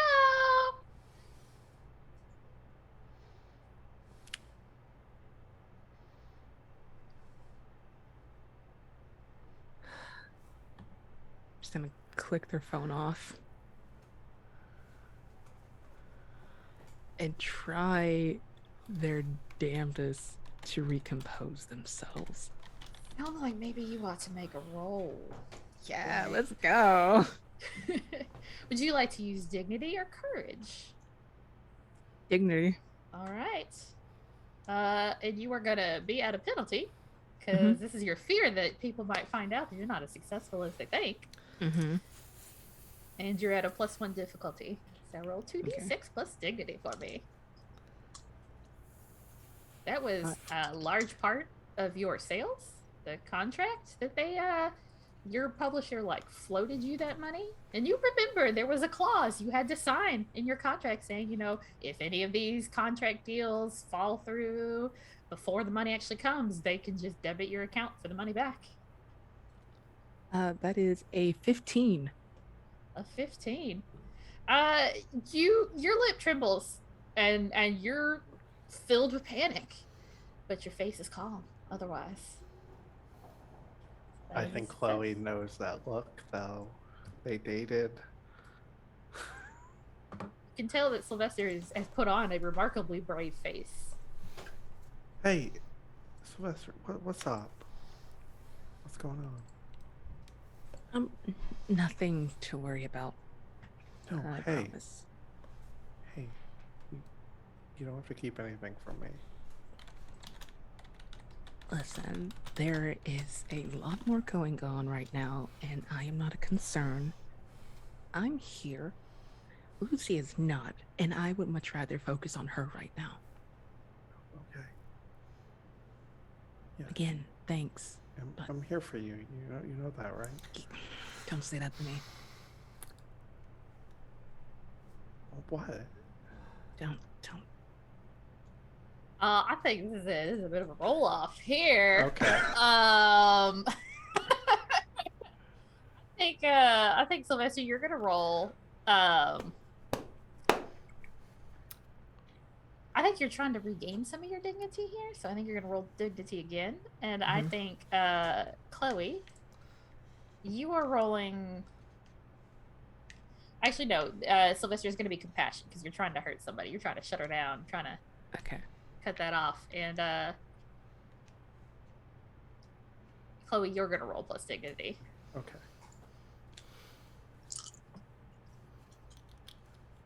I got a 13. I got a 16. All right, so Chloe, you're gonna fail. So lose a dignity, Chloe. Sylvester, it's going to be one difficult for you again. And Chloe, you had a +3 difficulty, so you're back at 0 now. Since you failed there. Chloe, that hurt. That hurt real bad. And Sylvester, you see that land. You see that stab Chloe right in the heart. You know what? If you can't get over some shit that happened back in high school, you can just go fuck yourself, Sylvester. And I'm gonna stomp off. Don't worry, I've been on that quite a while. Don't worry, it's fine. All right. So we're gonna cut over to Cole and Sammie. Y'all are heading back to Tara's, I assume, which is where your cars are all parked. Mm-hmm. Okay. Was there anything you were dying to do before you get there? There's just music playing. And Cole, once we get sufficient enough away, is gonna just not even looking at Sammie. Gonna see. You see anything you like? Sammy's in his phone, and I guess you had to say it again because he probably wouldn't catch it. Because Sammy's basically deleting all photos of Koji on his phone, just everything. Sammie, Huh? did you see anything that you liked? No, I'm just deleting pictures, man. Hopefully, he didn't delete any of my pictures. And he's not looking. He's just looking at the road, and he's just driving. And Sammy was like, "Why'd I delete pictures of you?"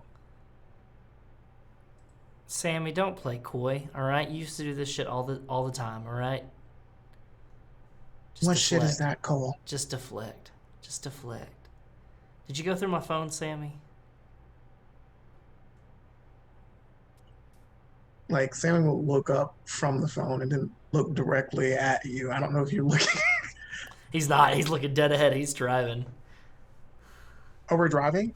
Yeah. Mm-hmm. You're in the car. Okay. There's like Okay. Merle Haggard playing like really low on the car in the car radio. Why would you ask me that?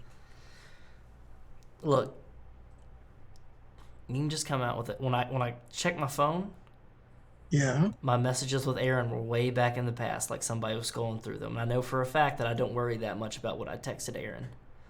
Uh-huh. I don't take receipts. Okay. You just tell me if you saw something in there, okay?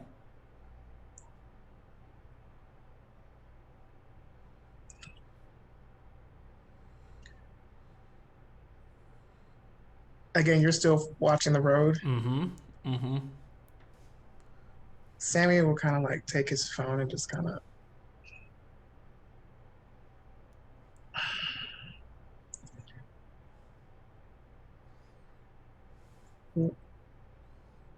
When did that happen? God damn it, Sammie. God damn it, god damn it, god damn it. This shit again? Just like back in high school. You're always worrying about whether or not somebody's gonna be there for you, whether or not somebody's going around behind your back or something like that. Because it was me. You just gotta be honest with me, Sammie, okay? You just gotta be honest with me, okay? Do you want to ask me about Aaron? You can ask me a lot of questions. I can tell you all about Aaron. I don't talk about him because there's a reason. You're being rather accusatory right now. I haven't given you a yes or no answer about the phone thing. It's a very sensitive topic. It's a very sensitive subject. I see that. I see that. So you want the truth? Yes. Okay. Yes. Yes, I did. Okay. The phone vibed. I was like, oh, it might be somebody else. Like you called somebody, you text somebody like, oh, we're gonna get help. And then I was like, oh, okay. And I was like, I don't know who that is. And I was like, maybe this is the person, and it wasn't. Okay. It wasn't. It was fucking Aaron. Fucking Aaron. Yep, that's right. It's fucking Aaron. Look, I'm okay with it. You could have just told me straight out. That's it. All I right? am telling you. Okay. Amy, are you I am trying to hurt Cole here? No. No? Okay. I just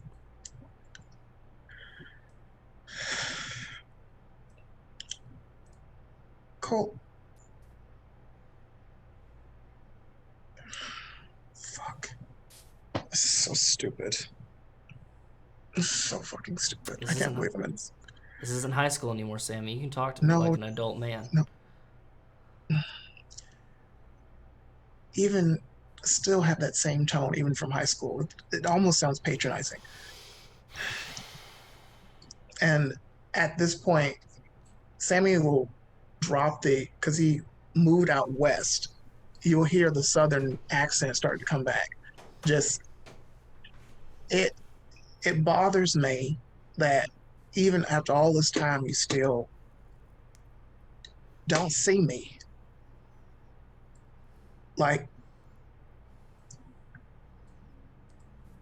remember Koji? Remember that guy? Fucking Cole's gonna whip the fucking SUV off into the shoulder and just gonna stop it and goes, what the fuck does this have to do with Koji? What does this have to do with any of this, alright? I just asked you if you're going into my phone. What the fuck's going on? I don't see you, Sammie. I don't see you. You're right here, Sammie. I can fucking see you. You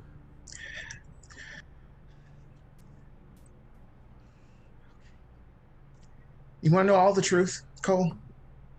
You want straight up everything. There's nothing else going on, so sure. All right, and Sammie will like turn directly at you. You remember Koji? I do remember Koji. Yeah, Koji. Koji and I dated. We dated for a while, and I loved Koji, but I wasn't in love with Koji. That happens. And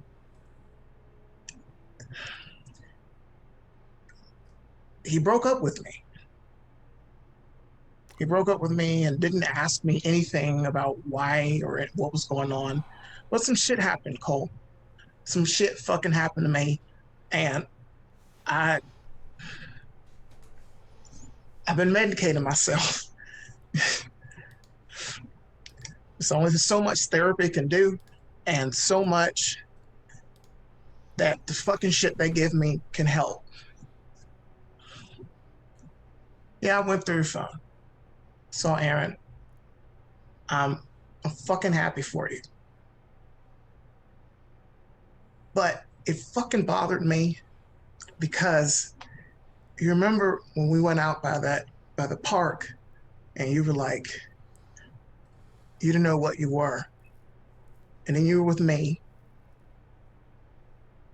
and you were laying on me and I kissed you and you kissed me back. And that was one of the best things that happened in my life in a long time. And I was like, wow, this is it. And then, we got out of high school and then we left. And then, like I said, when we were on that boat years ago, I said, you could always come out west with me, and you never came. And shit happened before I moved out west. That's why I've been just out there riding.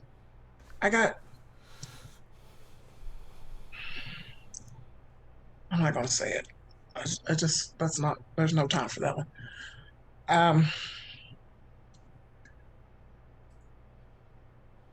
Cole, how long you and Aaron been a thing?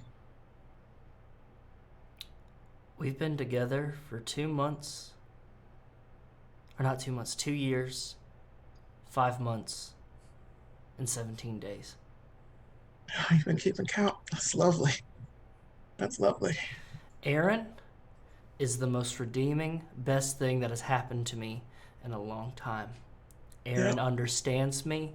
Aaron knows what I'm going through and knows how to talk to me. Mm-hmm. Aaron is not Beaumarch.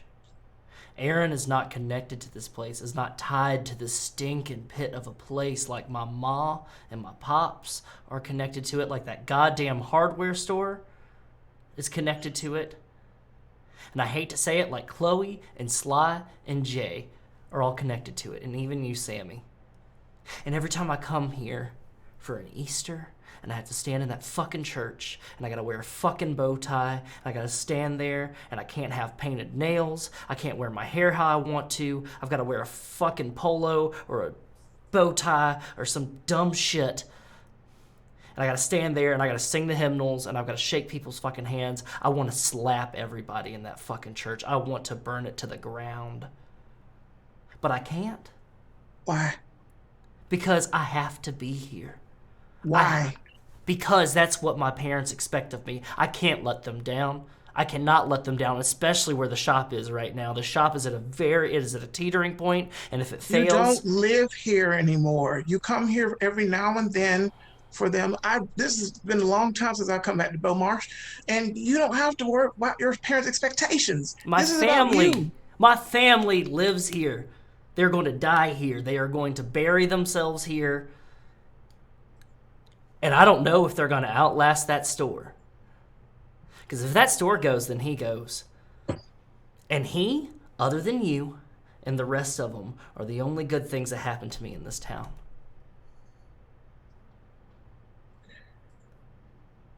Oh, you're so full of shit.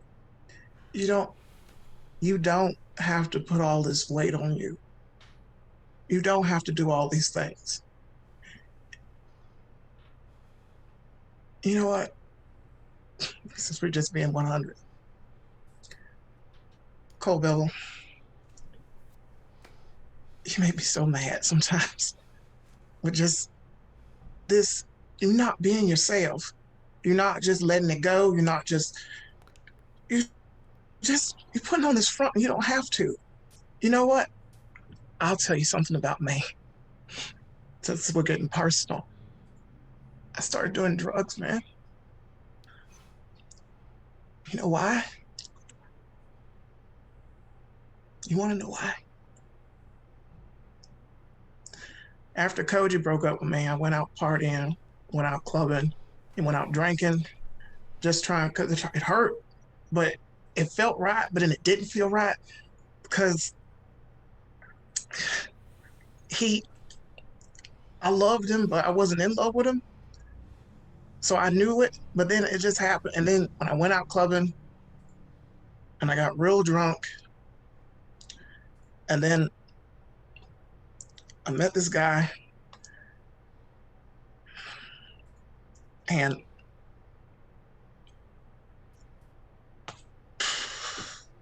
you'll kind of see him start shaking. Is this something you don't actually want to say? He wants to say it. It's just he doesn't know how Cole will take it. Maybe you should roll courage. Okay, roll courage. Oh boy. All my courage. So is this 2 dice? It's gonna be 2, yeah, because you're talking about drugs again. Okay.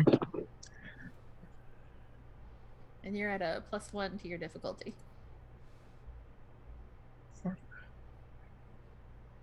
10. You failed.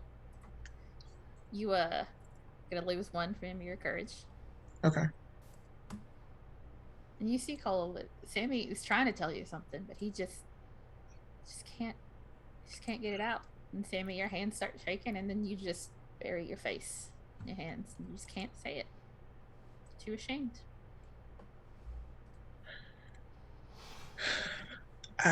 Cole,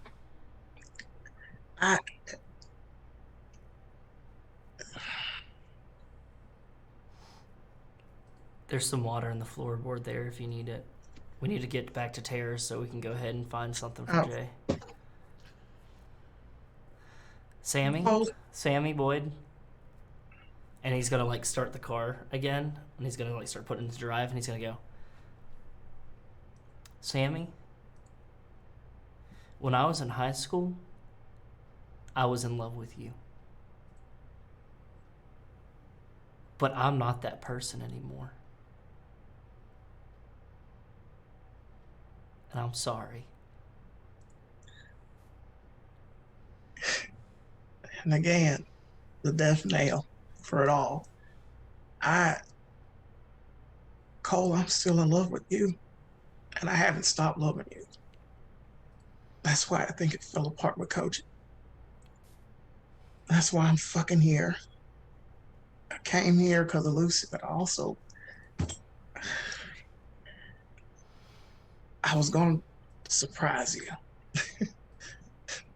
That's pointless. And Samuel like reach in his bag and kind of like put a box on the seat and just kind of push it over.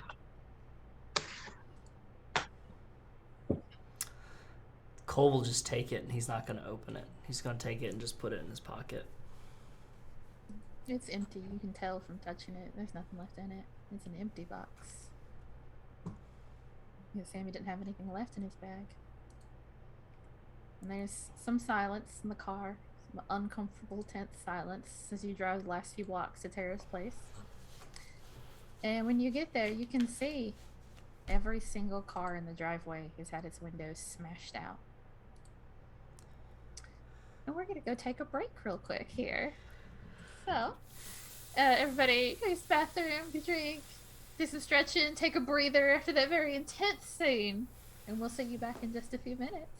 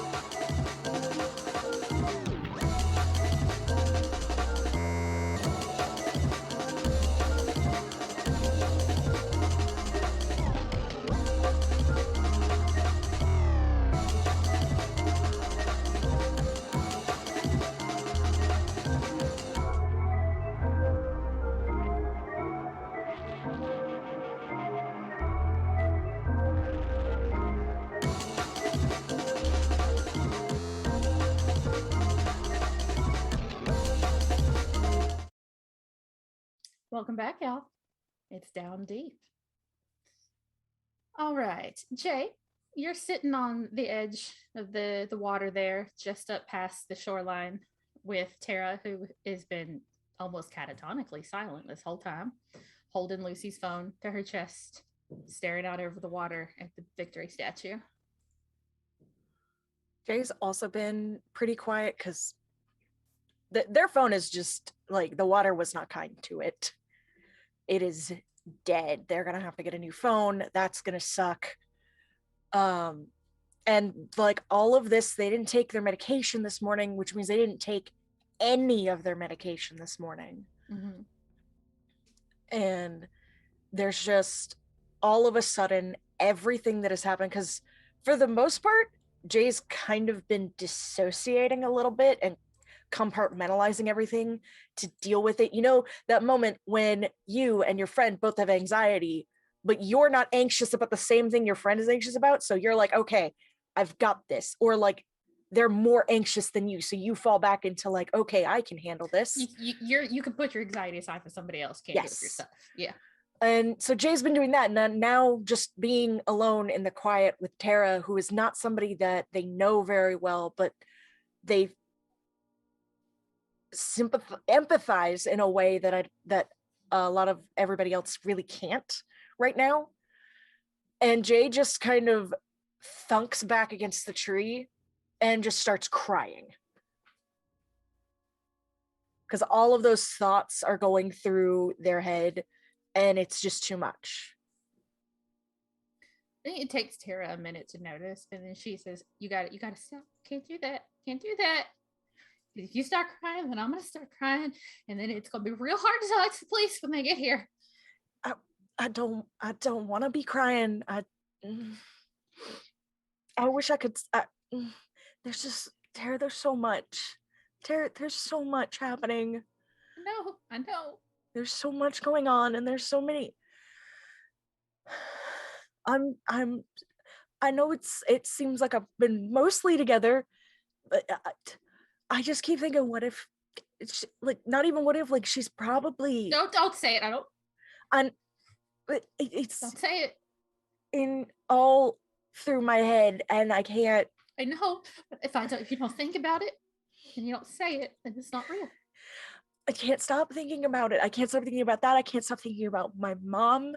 I can't stop thinking about the bullshit that everybody else has brought here to this. And they Doesn't rain, but it pours. And Jay just like is like scrubbing at his eyes, trying to like not cry, but it's not working. And eventually just ends up like covering his face, like takes his glasses off, covers his face, is just like, I don't know if I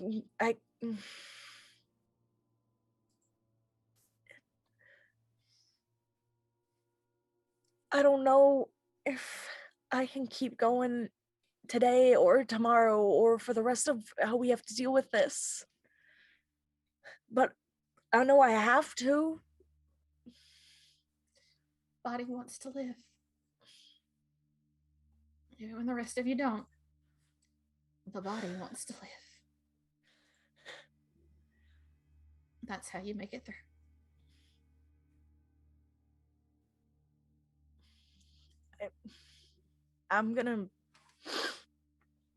Tara, I'm gonna make you a promise here, because I've been thinking about this too.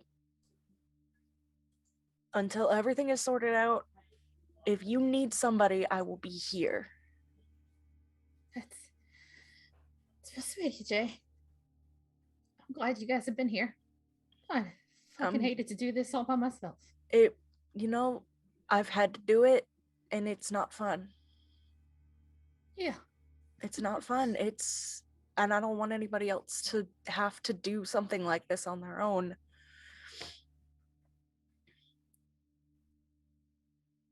It sucks a lot. That's all. Words salad. Yeah, no, I get it. It's okay. And he like kind of bumps his shoulder into hers, just She'll not bump like back. to lean on her, but just kind of. Yeah, she bumps you back. She's okay. We'll find her. She's okay, and we'll find her. And I can't think about any of the other catastrophic things that could have happened. And she's quiet for a bit, and that's when Chloe, you come up on him. And you can see that Jay's been crying. Chloe's There's- kind of stomping away, and I don't think doing a good job of paying attention to other Okay. people. When Chloe Cops here comes up, yet? Jay like wiping at his face with his sleeve, like, no, not yet. They said there was somebody on patrol, on a call or something, and head over when it's finished. I think I'm just gonna pull out my phone, and I'm like, "Fuck! There's no Ubers here, are there?" Not this time of night. Not on a Sunday night. No, not out in the here. It'll be over soon. And Sylvester, you're coming up at that point too. I don't. It's you weren't that far away. Even Chloe stomping and you hesitating wouldn't have been that far apart. Yeah, they're walking like rather languidly, like not because they feel great, but just to contrast and make Chloe look even more emotional. Jay looks like he wants to not exist. My clothes are drying out. It feels so gross. Mood, Get same. over it. I just want to take a shower and go to bed. And tomorrow everything will be great. And I'll hear about that SVU roll. Everything will be good.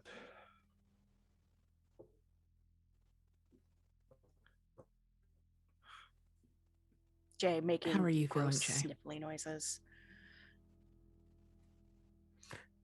Not great, but I'm still here. And that's the best we can do. I'm glad you're here. I'm glad you're here too. And then you hear sounds of a car, and you can look up in the parking lot a little bit away, and you see a cop car pull up, and an officer Thank gets God. out, and walks over to y'all, and as they get closer, you can tell it's the same woman who you met when Tara's car or Lucy's car was found, the same one who was there kind of directing traffic around. And she walks up to y'all, says, "Well, I'm here to take a statement. You found a phone or something?" Yeah, Tara got a ping from Lucy's phone, and we followed it and found it out in one of the buildings out there, like gestures to the water. Yeah, she's taking notes, and she takes statements from all of y'all, and she seems to be at least marginally familiar. She's like, "Oh, right, yes, connected to the car. Okay, yeah, I get it. Yeah."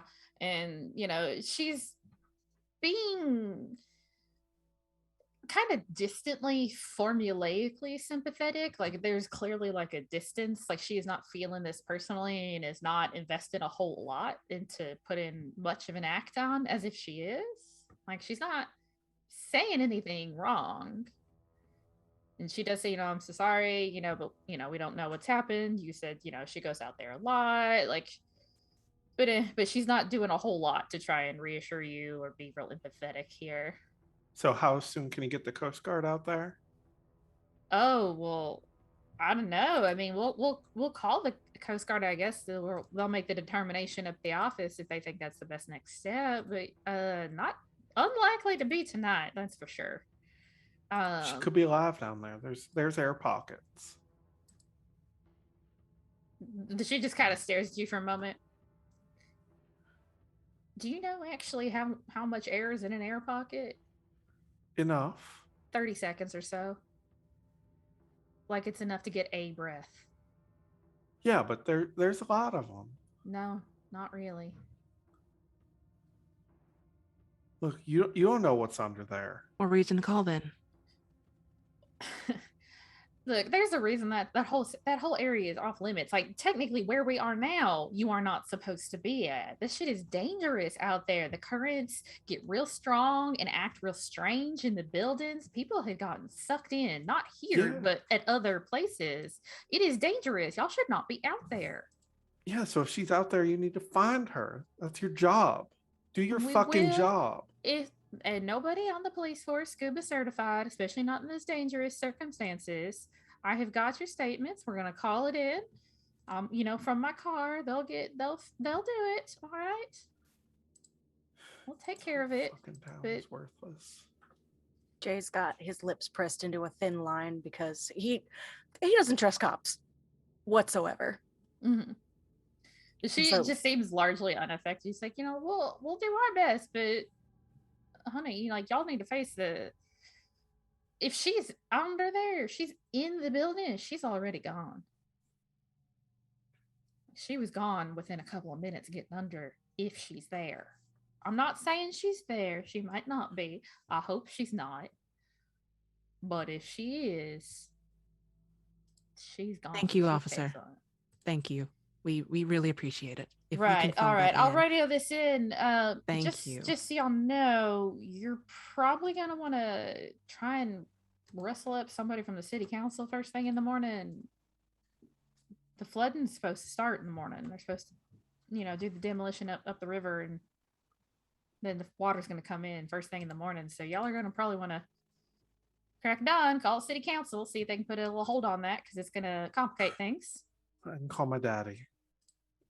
All right. Yeah. Sounds good. Well, we'll be in touch. And she heads off to her car. Jay just Okay. when her back is turned, it's just like fuck you. It's the little things that they can do to just be like, I hate you. All right. That's why I don't like cops. Tara says, I don't fucking like them either, but we don't have a whole lot of options. Like, they are the people who handle this shit. Unfortunately. Yeah, I know. No, But, hell will freeze over before they defund the police here. So, yeah. So if we're done And here, we should just We Well, should the wait car ain't for back. Cole and Fair. yeah, we need to wait for Fuck. Cole and Sammie to get back. speaking Trust of me, I don't want Cole to be and stuck Sammie, with you here either, Sylvester. say anything. zing. All right. Hopping over to Cole and Sammie. You pull into Tara and Lizzie's house to see that every car in the driveway, so that would be Sammie's car, and the rental cars for Chloe and Jay and Sylvester, have their windows smashed. And whatever was in Jay the car drove pulled out their and own car. strewn. Oh, so Jay's personal car. Yeah. And whatever was in the car has been taken and strewn out on the driveway in the yard. Sammie, you can see your suitcase there. Just empty. Kind of clothes and such flung everywhere. Motherfucker. This was fucking True Biblicans, wasn't it? It was this motherfucking True Biblicans. Cole's gonna get out and slam the car door and start kind of assessing everything. It was these motherfucking town, these motherfucking bigots just can't get the fucking head out of their ass, alright? Gotta come around, smash some fucking windows. God fucking damn it. Fuck! You start looking around, you don't really see, there's no slurs like there were on the boat or anything like that. And from what you can see, the house looks fine. It's like they were looking in the cars or something. Does she have anything that they might want to take? You do, don't you, Sammie? In that suitcase. That's where that stash was. Mm-hmm. And as you're digging through that suitcase, desperately hoping, as you pick up clothes and fling them aside, it's quickly apparent that it's not there. You keep searching. You keep kicking at the grass, pulling clothes that you know you've already looked at. You look back in the suitcase. You keep hoping it's going to be magically there, but it's not. Nothing? No, Cole. Nothing. Fucking damn it. He's gonna hit the hood of his SUV and then he's gonna pull out his phone and he's gonna call Sylvester. It goes to voicemail. You remember Sylvester's phone was underwater. And Sylvester, if you're trying to look at your phone again, it has gotten increasingly like there's like water seeping into the edges and the screen's kind of glitching a bit and it doesn't seem to be consistently responding to the touch. Fuck. Water day. Okay, Chloe. I want to call Chloe. Chloe, your phone rings. You're muted, Natalie. Hold on, this might be my agent. Give me a sec. No, Cole's name pops up. Fuck. Yeah, Cole. Me and Sammie got here, and somebody knocked out all of y'all's windows. Sammie can't find his stash. I've got to find fucking Jay's medicine in this mess, maybe, hopefully. You gotta be fucking kidding me. I'm not fucking kidding you at all. So. Fuck, I didn't get the insurance. You didn't get the fucking insurance? Why the fuck would you not get the fucking insurance? Because I couldn't afford it. I thought you were in a show, like a fucking Hollywood show. Yeah, Chloe. yeah. You know what? New York's fucking expensive. You don't have to fucking tell me twice. All right, well, I'm gonna try to see if I can find Jay's medication, and then we're gonna ride on back there, okay? And we're gonna pick you all up. Did the cops get there? Yeah, they're leaving now. They're leaving now? What about the Coast Guard? Did they say anything about getting the Coast Guard? They said maybe. Maybe? Yeah. What also, the fuck do they mean by demolition's maybe? tomorrow, so now we gotta fucking stop a public works project. Shit, fire, fuck. All right, fuck. Okay, I mean, maybe we can talk to your pops, or I can talk to my dad, or something about that. But they just didn't. They like we marked it and everything. That's a crime scene. Yeah. And it's about to be underwater. Fuck me. All right, fine. Okay, well, we're gonna hurry back. We're gonna scoop you up and get y'all here, and we can assess the damage further. I'm just gonna go look through Jay's car. God, I fucking hate that going through people's stuff. God damn it. I'll talk to you later. Okay.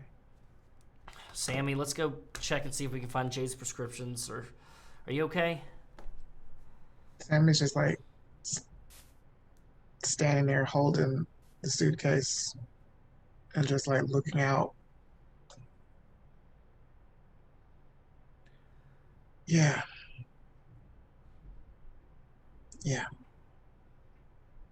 All right, well, ground control. All right, come on, let's bring it back to Earth. All right, Sam, let's just hurry up. It's getting late, and fucking my paps is already fucking asleep by now, and so I'm gonna have to wait for him to wake up. God damn it, I'm not gonna get any sleep again. What happened?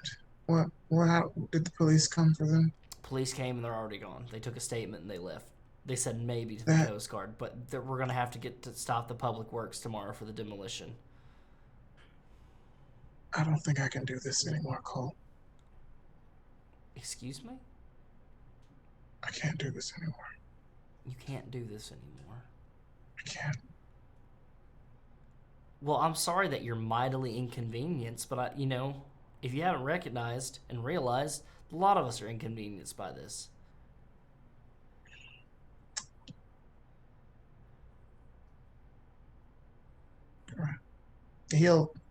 Sammie won't say anything else and just walk back to the car with his suitcase. Motherfucker. Oh, as you're looking around, you realize that there was not a suitcase for Jay pulled out of the car, which means that it's probably in the house. I'll go. Yeah, and the house is fine. You find where Tara told you they keep the spare key hidden pretty well. And you pull it out and you get in and you dig through, and there was nothing wrong with the house. There's no windows broken. There's nothing. The doors aren't been forced. It's like they were just looking in the cars and digging through suitcases. And you find Jay's bag, and there are the meds buried at the bottom underneath some other clothes. Maybe why they forgot to take them, because out of sight, out of mind. That's the thing. Object permanence doesn't exist for some people, even as adults. Yep, makes sense. Yeah, I'm gonna go ahead and grab them, and I'm going They to are in the prescription bottles. Mm-hmm. Jay did not transfer them into like a pill case or anything. Okay. Because if he does that, then he's not gonna remember to take them. Yeah. They are some heavy duty painkillers and like antidepressants and anti-anxiety. Jesus like Christ. It's a lot of bottles. Is Jay a fucking football player for the fucking NFL, or is fucking Jesus? All right. It's a chronic pain. Yeah, they're in one of those plastic bags. I bet it's one of the kind of bags that you like your sheets come in, that you've like repurposed, and now it's your drug bag, and it like just holds all the giant bottles with a little clear plastic handle on the top that you know has definitely broken at least once and has been like packing tape secured back. There's one of those the opiate bottle has one of those like timers on it, but it's broken.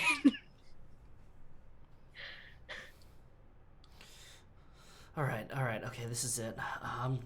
He's just gonna take the spare key with him. He doesn't want to hide it or anything like that. But he's just gonna he's gonna lock the door behind him and just kind of rush out to the car. As you're walking to the car, your phone pings and you have a text message from Harlan. And it's kind of like that awkwardly, like, I gotta tell you, we don't talk, but I need to tell you something, kind of, hi, Cole, exclamation point. Jesus. It says, when you get a chance, we could use your help by the store if you want to help us set up this fund for Lucy. We're not really sure what we're supposed to be doing. And then a separate text message. Also, I think your dad wants to talk to you. See you soon. Okay, that's... Okay, yeah, that's fine. Okay, fine. Whatever. It's gonna roll to the... Sammie? Are you in the state to drive? Yeah, I can fucking drive. Okay, can you take this pill bag to fucking Jay? Go pick them up and shuttle them back here. I've got to go deal with something at the hardware store. Wait, okay? no. You get in the car. We're not playing this separate shit. I'm not doing this. It's important. Harlan just texted me. There's something going on at the Call, hardware store. get in the fucking car, fire. Get in the car. Remember that Tara was very insistent that nobody go anywhere alone. God fucking damn it. 37 years old. Gonna climb into the car. And Sammie is gonna peel out, like foot into it. You can hear the car in the dirt just take off. Gravel goes spewing from the gravel driveway. If you're hankering for something, I've got Cole's gonna take a fucking little pen. It's just like one of those little shitty little weed pens. I was gonna go, this might help. Give it to me then. Yeah. I'll take the edge off. He'll like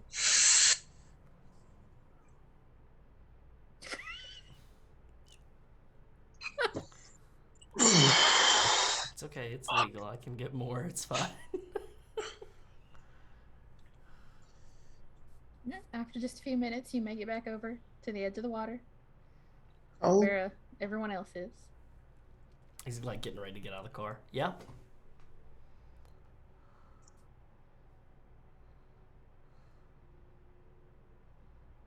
I still love you.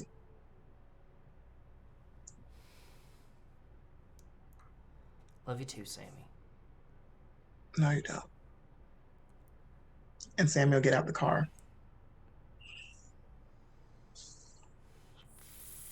Fuck. And he'll actually get out of the car and he'll like start wiping tears from his eyes. Like he's hurt. His feelings are just destroyed. And he's not going to make any attempt to like cover up anything. He's just going to walk quickly and quietly towards them. All right, Jay, you know the sound. That sound that the pill bottles in the plastic Yep. bag. You know, Yep. you're very familiar with that. Yep, and I'm making a face because they definitely saw what the medications were. Mhm. Just, yep. All right. Here's your meds, Jay. Okay, so go ahead, take what Thank you you. need to take. All right, but be careful. You know how to take your meds. You're Yeah, fucking grown. Yes. Okay. Okay. Thank you, Of course, Mr. yeah. Dad Energy. Don't say that. It's. Never mind. Are y'all all right?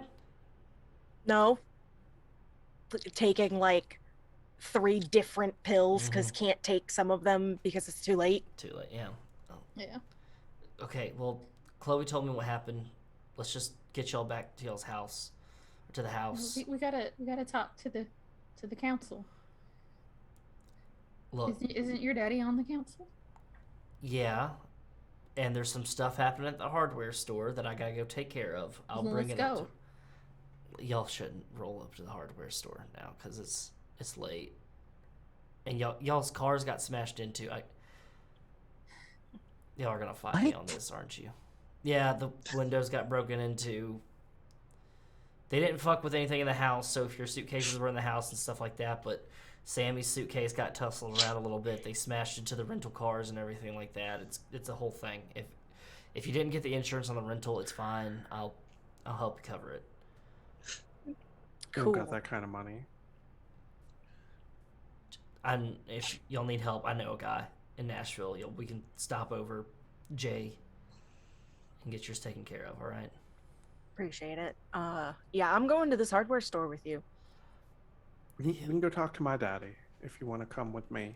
He's probably there. You think? Don't they have like a poker night or something? They're Some organizing stupid. something. Yeah, they're organizing something for. Then let's just for go. Lucy. For There's Lucy. too much conversation right now. Not enough action. Let's please go. Okay. Yeah, you got it. Tara gets into action at that point, and she goes to her car, which is parked there too. So between Cole's Jay's car gonna and Tara's car. Specifically ride with Tara. All right. Chloe's gonna specifically not ride with Sylvester.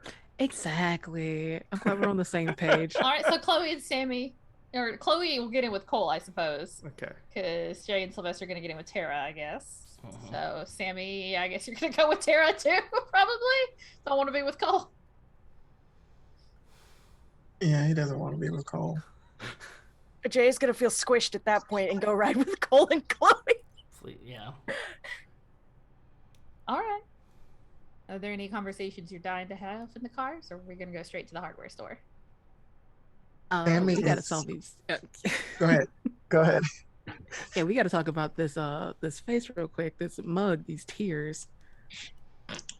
Sammie is like silently sobbing, like he's not trying to hide it, but hiding it. He just, every time he's trying to like not. Sammie, you are not going to ignore me this time. What the hell is going on with you?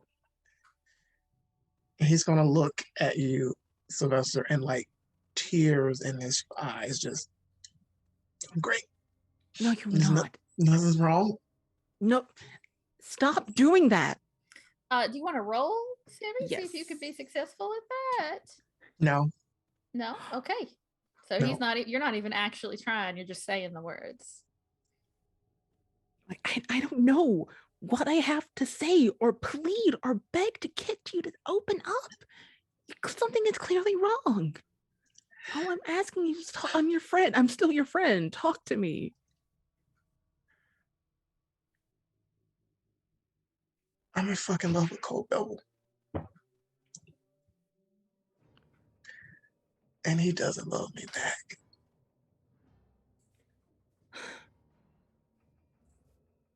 And I almost told him something that happened to me.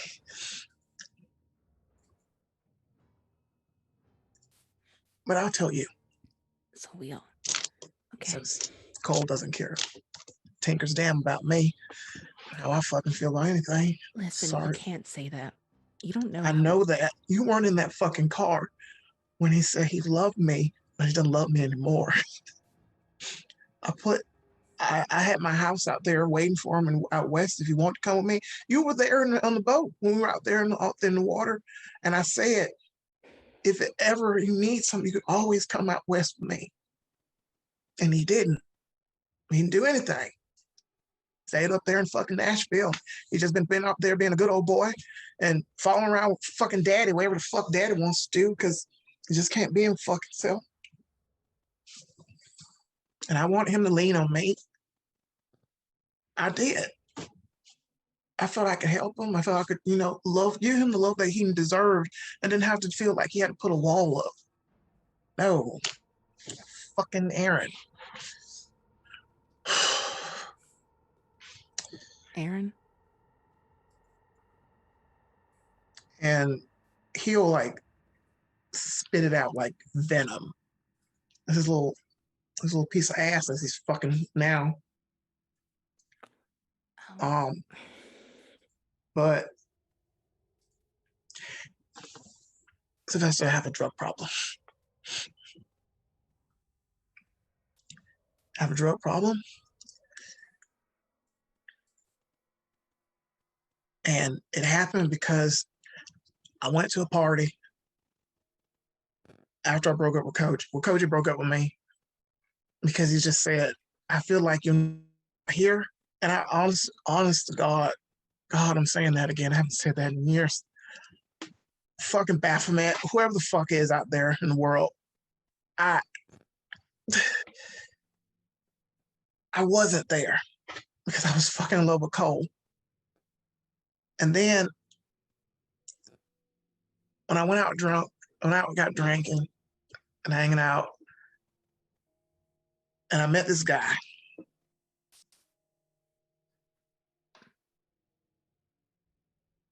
And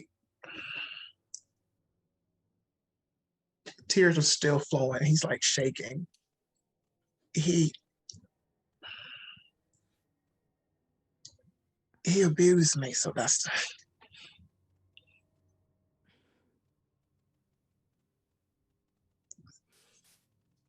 And I haven't been right since.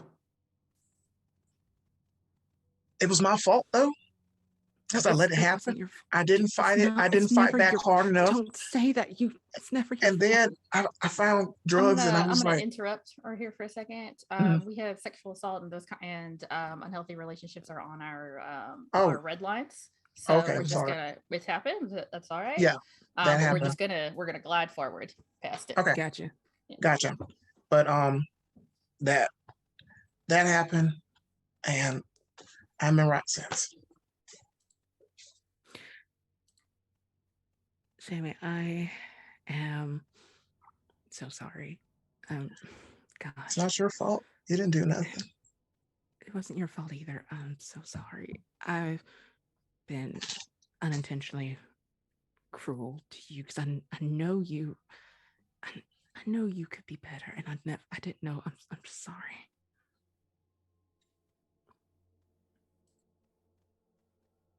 Apology accepted. Sylvester, when this is over, we ought to hang out more. We should. Now that we know the Lonely Hearts Club has a party of two. Oh yeah, a huge box opening right there. We're here. This is Tara.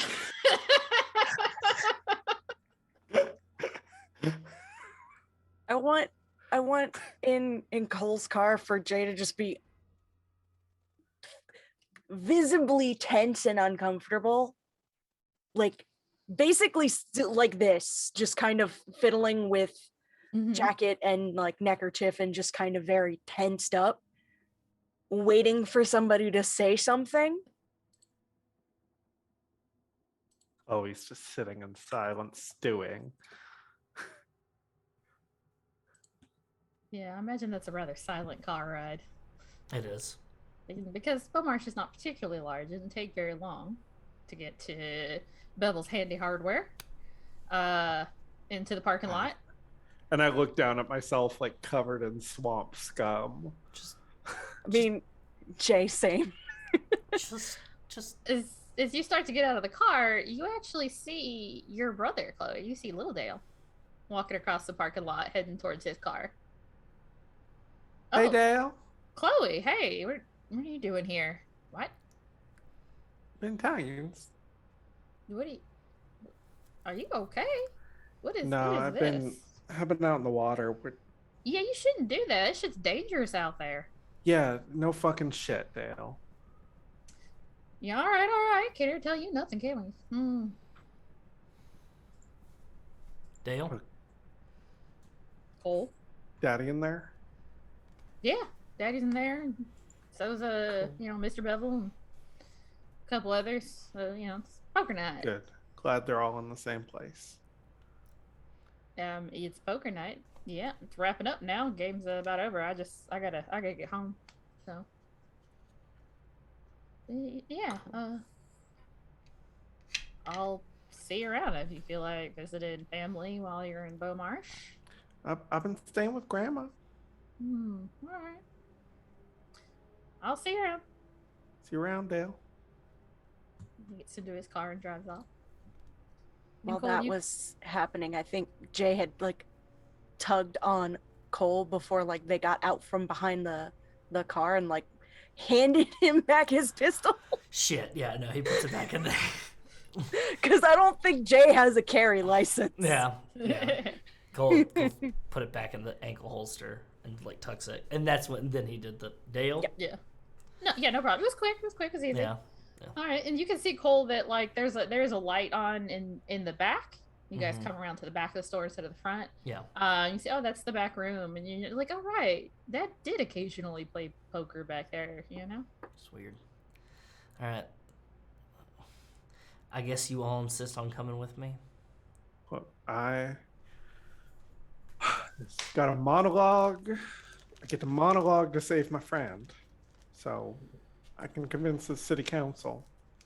I'll let you Do the handle it. thing you're fucking good at. Yeah. Yeah, I'm so fucking good at it. Can't even get a fucking call back on SVU. All right, Cole, do you still have I assume you still got a store key on your key ring? Oh, fuck. Yeah, of course. All right, see, you let yourselves into the back and head down. You can hear some laughter, people talking, and you recognize your dad's voice. And Chloe, you recognize your dad's voice in there. And you hear Harlan, those of you who've met Harlan. You also hear Mimi Hackett, the town reporter. And Parker Tillman's voice, too. Fucking just a bunch of...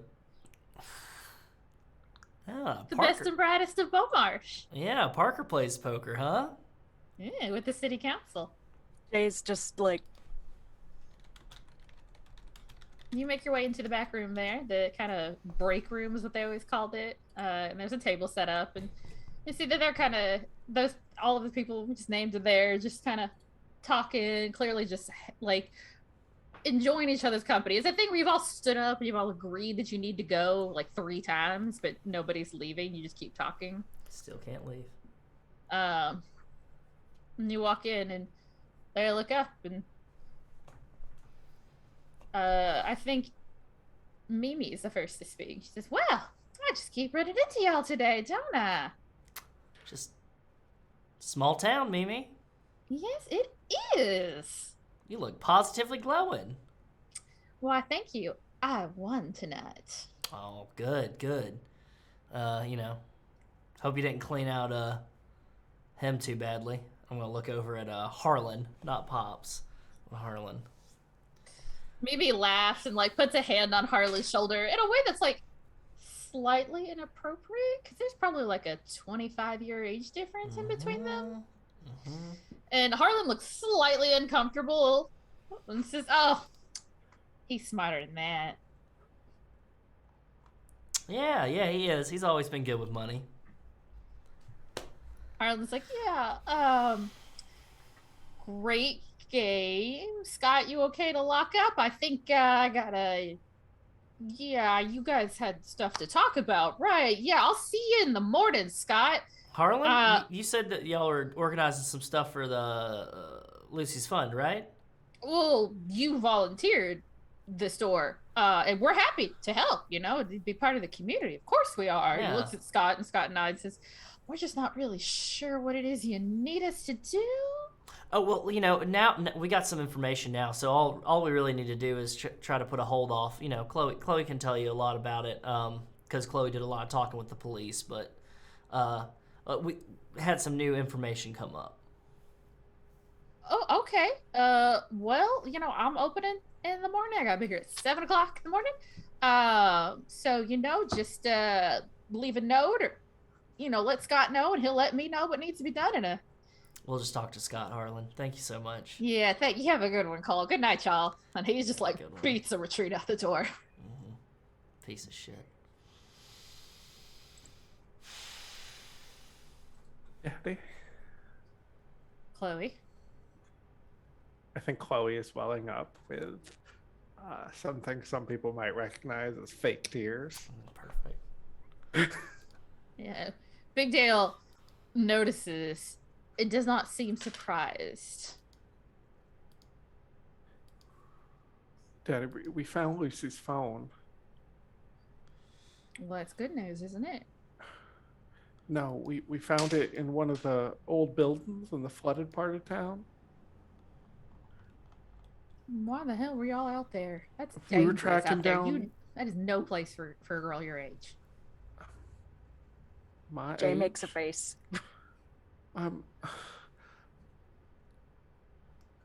30s is when the body starts to decline and you just don't recover as well from injuries, all right? You need to be playing it safe. You make an appearance based on making a living based on your looks.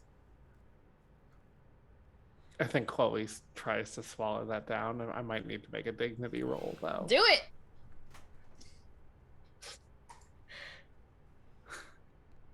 I'm just trying to look out for you, help you out here. You know That's that. a 13.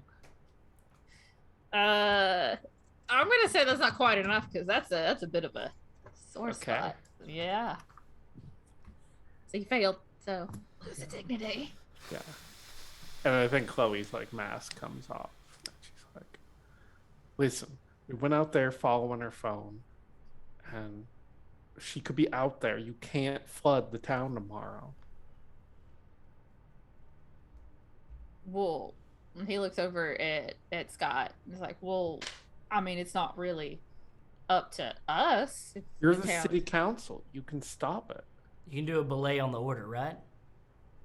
And Scott looks and says, well, you know, if the demolition was happening in Beaumarch, we could most likely, but technically it's, you know, it's upriver just enough where it's a different towns doing the demo. Well, can't you fucking call them? It has to do with an open crime scene.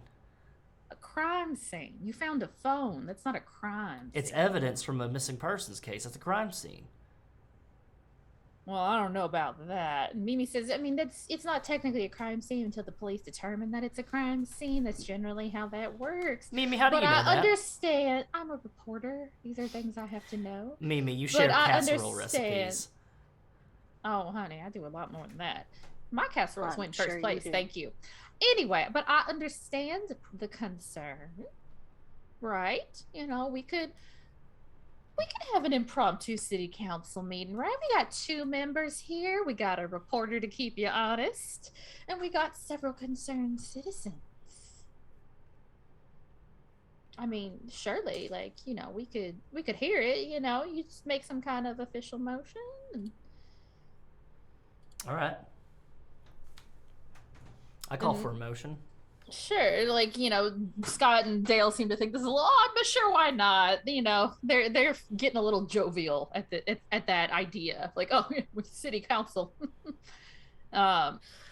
Speak up. Well, I mean, well, first of all, let's stay calm and let's stay optimistic. Scott says we don't know that she's down there. You know, you just found the phone, and I mean, she was there. Let's not assume the worst. It was Let's playing assume. music when we found it.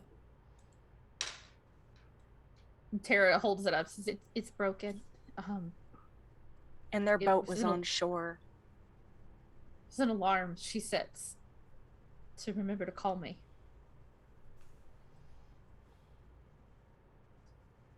And Parker speaks up, says, she goes out there all the time. All the time she's out there. Yeah, she does go out there all the time, Parker. Could have dropped her phone. And then Drop get her back phone out. on a ledge inside a building. You know that Lucy's always wanting to go places where she doesn't belong. You seem to That's know it. a That's lot Lucy. more. I told you, Lucy and I are friends. That's not what I hear. Well, I'm sorry. I forgot your name. What is it again? who are you speaking to, Sylvester? Parker, right? Yeah, it's this Parker Tillman. We spoke just this morning. We went to high I'm school sorry. together. I am so forgetful. I'm very sorry. But are you part of the council? Are we speaking to you? I am just a concerned citizen and a Then friend of get Lucy's behind who is us and be concerned behind us. Ooh, I need you to make a roll for that. All right. You're gonna roll compassion because you are trying to hurt somebody. That's what I'm good at, apparently. Okay, 36, 10. It's a 18. An 18. Okay, that's good. Yeah, you'll succeed with an 18. And Parker makes a face at you, like he wants to lunge at you, but he stays still. And he says, anyone can speak. It's a city council meeting. But he says it kind of quiet, like you clearly got under his skin. And Big DL speaks up, says, all right, let's just stay calm. Everybody stay calm. I understand that, we're wanting to look, but she could have lost her phone out there, so there's no reason to panic is what I'm saying. We'll call the the other town council in the morning. First thing. Crack of dawn, we'll call them. There's no way to get a hold of them now. It's too late at night. Jay speaks up, mustering the deepest, most masculine voice he can manage. Which is decent. Mm-hmm. Been on testosterone for a while, and just gets into, because Jay knows how to speak to a crowd, being a stubborn activist. Just starts into, we need to at least try to delay this by a day minimum and get somebody who knows how to traverse these buildings just to see if there's anything in that building. That's all we're asking for, is a day to see. If she is not, says, we heard you, and my fellow council member here, Dale has said we'll call him first thing in the morning and explain the situation. Says we got a missing person. We hope she's not there, but she might be. So we just need to postpone. So we'll do first thing in the morning. First thing in the morning. Now, I have one concern. Will first thing in the morning be in time before the flooding? I mean, I don't see why it wouldn't be. What time is isn't the it flooding? supposed? Oh, I don't know precisely off the top of my head, but it's not before normal business hours, I'm sure. When you get out there at city council 5 in the morning, some bullshit. And there's flooding that's going to be affecting your town, and you don't know what time that's going to occur? I do not know the precise time that they're going to be setting off the demolitions, and nobody can predict the precise amount of time that it will take the water to come from those levees down into our flooded regions. I work as a project manager sometimes for where I work, and nothing happens unless there's a timetable. And also, there's a timetable for sure. I don't have it at hand, and I've been drinking because it's poker night. Jay speaks up again and says, Tara, didn't the policewoman we spoke to said it was going to be around 8 in the morning? She didn't say exactly. She said it was this is Izze saying this. I thought the policewoman had set a time. I may have been. I don't think so. I don't think she said an exact time. I did not intend to set a time. She said roundabouts. I do know that it's around. You did say around. Yeah, something in the morning. Yeah. Mm-hmm. Well, we'll say that Tara just doesn't quite remember because she's a little shell-shocked. That's fair. I don't know, just in the morning. I can't remember. That's fair. Pats her shoulder and gives it a comforting squeeze. So y'all are going to be able to handle this before, say, 8, 9 o'clock? Yeah, how late do you think I get up? And Mimi says, with all the city council that, they're on call in the morning. I'm sure it'll be fine. They've been of their word. Yeah. Yep, they are. And I'm making notes, and she holds up her tablet, and you can see that she has actually been writing, typing out notes on the tablet. Says, I got it all on the record that there was a request pertaining to, concerned citizens and all everything. You're doing your due diligence. That's right, we are citizens. You're doing right by your friend. I'm a key holder of a business in this here town. Yeah. Mm-hmm. Cool. Just wanted to check. Dale reaches out and says again, don't, everything will be fine. We don't even know for sure she's down there, but we're going to do our due diligence. I'm sure the police are going to, call in the support they need with the special scuba gear and stuff, but it's real dangerous out there. Real dangerous. Those currents get strange. People can die out there. There's a reason it's off limits. And he shoots you a look, Chloe. It's dangerous. We can't just send regular Joe Schmoes out there, all right? I went out there. Yeah, you shouldn't have. You could have died. None of y'all should have gone out there. We didn't, though. And I'm mighty glad. Another thing, since we have a concerned city council meeting, there are somebody going around town knocking people's windows out of their cars. And Scott speaks to us, that's a matter for the police. You call that in. Yeah. No, we'll be calling it in. But I just thought it'd be nice for should. you to know that, since you are the city council, bring forward a motion, make sure that the police chief understands that, you got people running around here, slinging gravel, hurling slurs at people, knocking out windows. Vandalizing boats. It would be considered a hate crime. Looks over at Parker. Oh, yeah. Parker Pointedly. Cool as a cucumber. And I know in this Gus. climate, it's very, very sensitive. In this climate right now, we've made leaps and bounds as a nation for people. But, even somebody that rubs elbows with important people, one tweet can just make them fall, They, I think Dale just looks at you and says, yeah, that's true. All this political correctness still going on. Don't you know it, Big Dale? Don't you know it? Oh, it's a problem, that's for sure. Twitter and all that shit. But, the police are here. They're good people in the police force. They'll take care of it. And if the police aren't doing their job, that's come to us and we'll work. We'll get a solution going on. Nobody wants crime in town. No, not at all. Especially not for, people that have come and bought things around here that have, helped pay taxes and stuff like that. That doesn't really look good. People don't feel safe. No, definitely not. But I'm sure, he claps you on the shoulder a little too hard, we got police, let them do the job, make a report, they'll investigate. It'll be all right. Everything's gonna be fine. Yeah. Well, if I can get a vote on having y'all bring the city council together to go ahead and give that call tomorrow morning, I would feel right as rain. Oh, we've already both of us agreed. So yeah, we'll do it. Don't worry. We don't even need to bring the whole council together. We'll just make the call in the morning. You don't need official permission to call another council. Well, I get up every morning for a run, so I can make sure that Pops, makes that call. Yeah. Your dad says, all right, sure, I'll be up. Need me to take a look at the books while I'm here, Pops?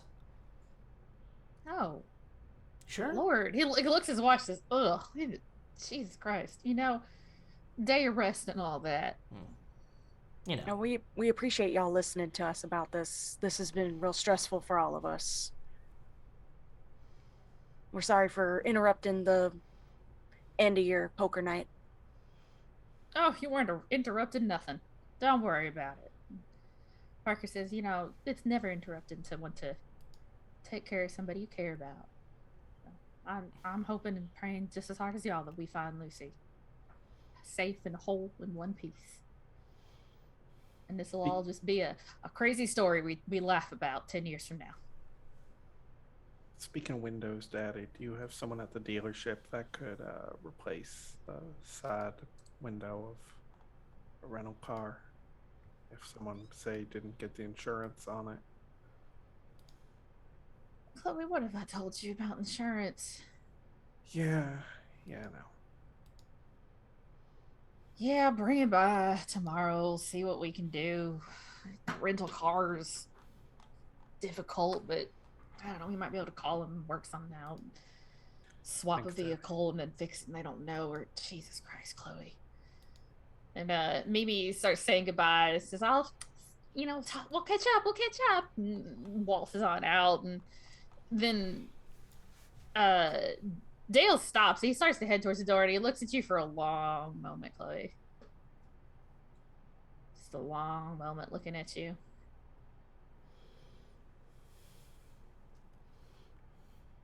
I know a lot about how to raise a boy. Raising daughters is supposed to be your mother's job. What am I gonna do with you? Oh no, Daddy. And then he leaves. He just turns and leaves. And then Chloe, your phone rings. I look at it. It's your agent. Oh, fucking thank God. I just need some good news. And I answer it like right there. I'm like, oh, please tell Hi, me some Chloe. good. Oh, please give me some good news. Just anything. I'm real sorry to call you this late at night. But no you told problem me at to all. let you know as soon as I got anything in Yes. from the casting, right? Absolutely. They've made other choices, Chloe. They made some other choices. So you didn't get the part. And you didn't get the other ones that you auditioned for at the same time. So none of the SVU parts, and the NCIS spinoff, they're not interested either. And the commercial casting, they decided they wanted to go with someone more. What was the word they used? Well, something stereotypical and kind of obscene a little bit. Honestly, I won't repeat it to you. Some people just never learn, do they? But yeah, none of them. All those ones. But Chloe. Yeah. Darling. Yeah. These auditions are a bit old. Yeah. They're like they were, 2 weeks ago. Uh-huh. And you haven't really gone on any auditions since then. Yeah. Not really. You haven't done any auditions since then. And those were the only auditions you did last month, was these 3. Yeah, it's just there's, not many parts. There's a lot of parts out there, Chloe. Yeah, but An actor's job is to audition. It's to audition. Yeah. Anything else that you do is extra work. An actor's job is to audition, and you're not doing your job. Yeah. You got a great part, and you should have capitalized on it while you're, it's easiest to get work when you're working because it proves you're in demand. Yeah. So you're not really striking while the iron's hot. You're not really doing your job. You're not helping you. I can only do so much, my dear. Yeah. And I just don't think that I can continue to represent you anymore. When you can do that? It's an at-will contract. We talked about this. You have to uphold your end of the bargain, my dear. Come on, there has to be something. There are lots of parts you could audition for, my dear. I'm very sorry. You got talent. You just need a little more hard work. Talent only carries you so far. Best of luck to you, dear, my dear. And then they hang up. Fuck. And I think Chloe kind of sits down at one of the chairs around the poker table. As you can see out of the corner of your eye that Big Dale's head stopped, and he heard that conversation. And he shakes his head. And he keeps walking down the hall, out the door. I can't afford my rent this month. We'll figure it out, Chloe. No,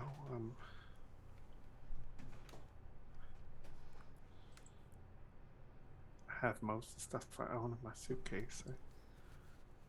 I might as well just stay here. I said we'll figure it out. We got your back.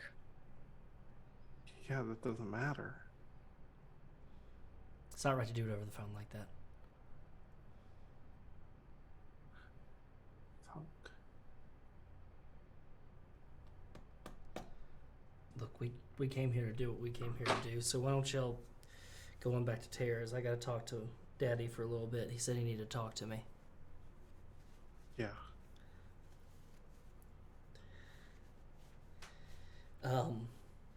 If y'all need to spread it out, y'all can go ahead and drive, and I can just walk on back. It's not that far of a walk. Kara says, I don't really want to split up yet. We'll wait. We'll wait for you. Do you want us to just leave the room? We can go to the office. It's fine. Yeah, Scott says, yeah, I just need a moment with my son, if y'all don't mind. Yeah, no problem. Jay is just gonna go back outside. Cole will squeeze Chloe's shoulder. Thanks. Sammie will leave the room, but he's gonna stay by the door frame, kind of like lean back. Jay gives Sammie a look. Chloe's gonna go outside and scream.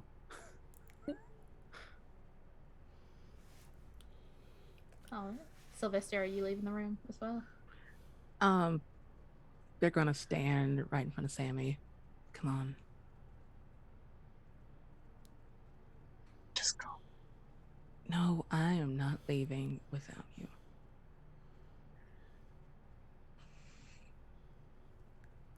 Okay. And then they leave. Sammie will kind of like lay his head on your shoulder, Sylvester, and just like still quietly sob Yeah, they get a pat. and just It's very sympathetic.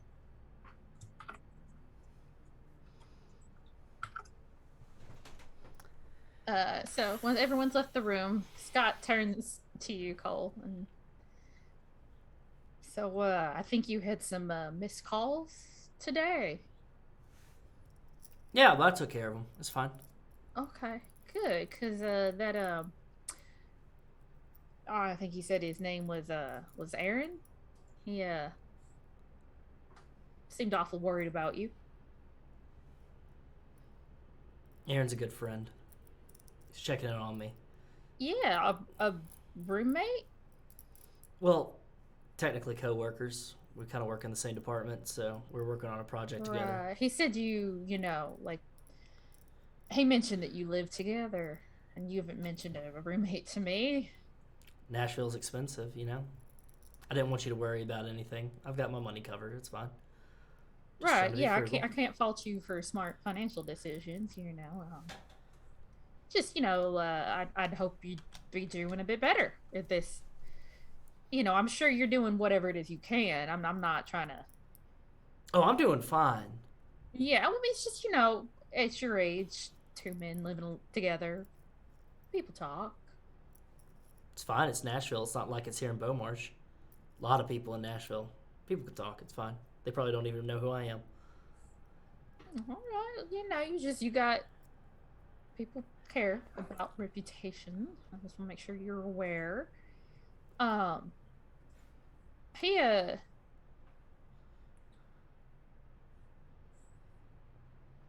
you? You can tell that Scott's kind of not sure how to phrase this next part. Daddy, if you're just gonna say it, just go out here and say it. We're here talking in the shop. This is not me throwing a baseball and knocking some product off the fucking shelf. All right, we're two grown men. All right, yeah, all right. Well, I just have to admit I was a bit confused on the call at first because I didn't quite understand what he was saying. Okay. And it took a minute to realize that he was calling you they.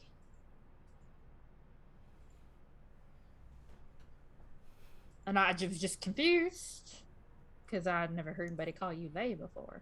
Is that a problem? Did I say it was a problem? No.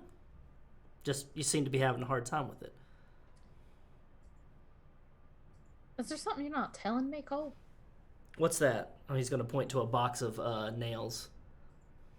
It's a fucking box of nails. Yeah. 5/8. So, if you needed me to hand those to you, what would you going to say?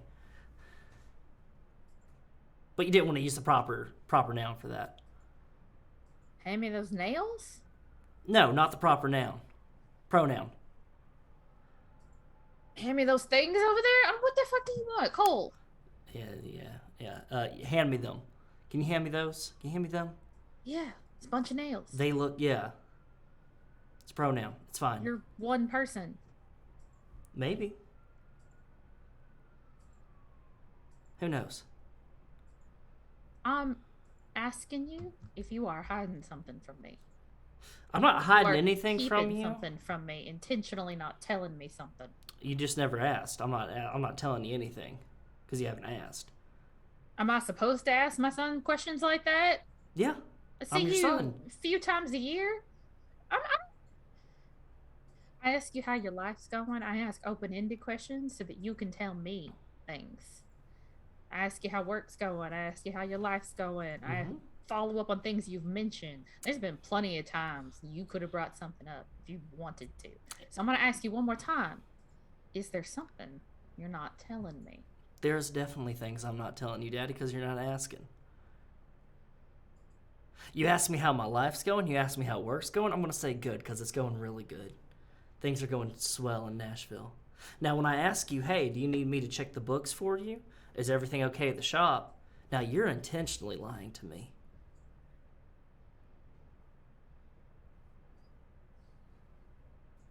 How long's Harlan been doing the finances for the store? Years. You know that. That's not a secret. Mm-hmm. I taught him how to do it. Exactly. And if he's been taking care of the store for that many years, how long have y'all been in the red?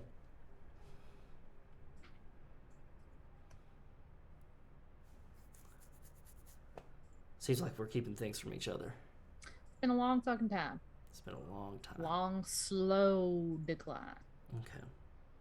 See, I asked a pointed question, a very specific question. So if you have a specific question for me, then you can go ahead and ask me. Or I can go out there and I can go worry about my friend who's missing. That y'all don't want to do a damn thing about.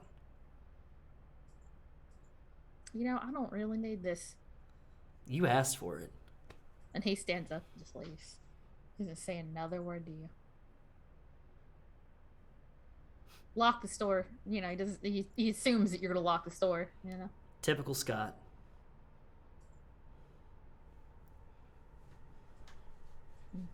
Outside, y'all see Scott come out this evening. And just gets into his car and drives away.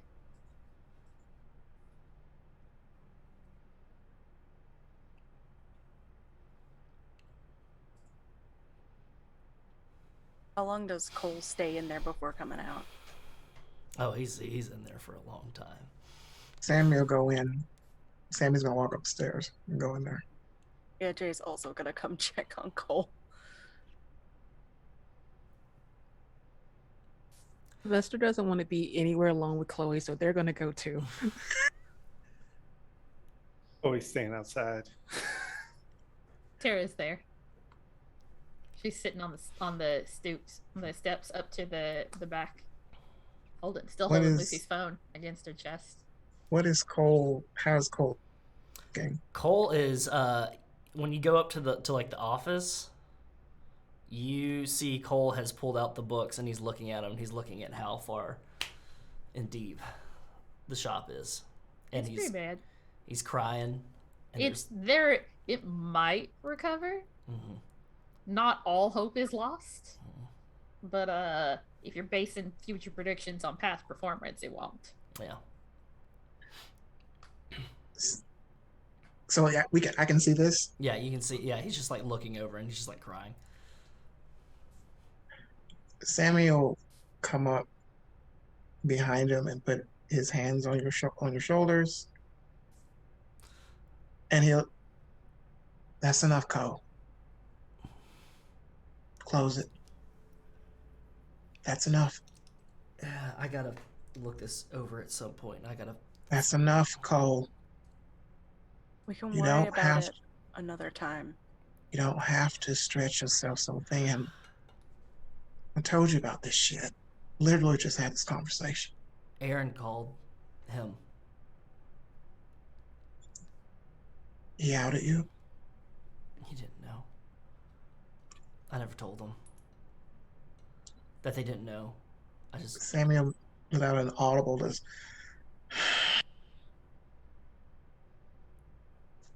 I didn't even know he had the phone number, even knew where to look up, but he. There aren't that many Bevel handy hardwares when you Google. It's not. So yeah. So what do you want to do? Your pa knows. Gauging from your body language and the tears in your eyes, it didn't go good. He couldn't even ask me. That's the thing. He I couldn't know. even ask me. He couldn't say the words. Yeah. I guess I'm just gonna have to have a conversation with both him and Mama. Do you want to? Fuck no. Then you don't have to. This isn't your job. You have to let it go. Stop. Whatever you're about to say, don't fucking say it. Let it go. Come on, get up. We gotta go. Let's go back to Terrace. That's fine.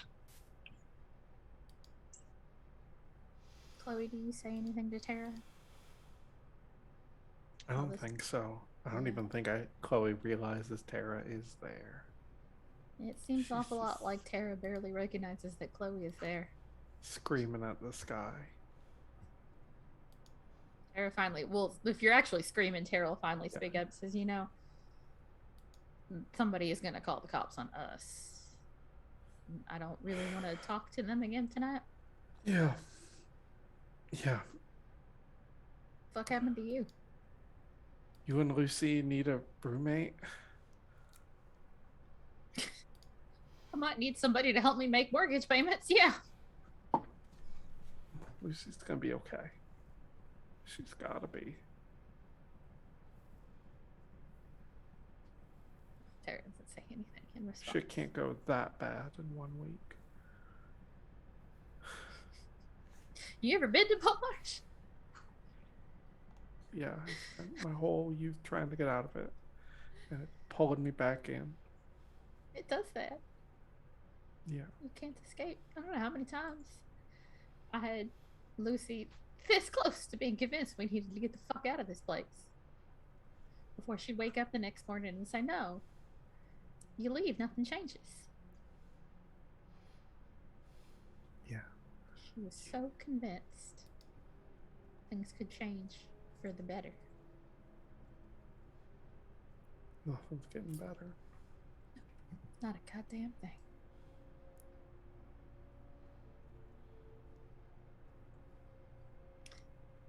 And that's when all of y'all walk out the back of the store.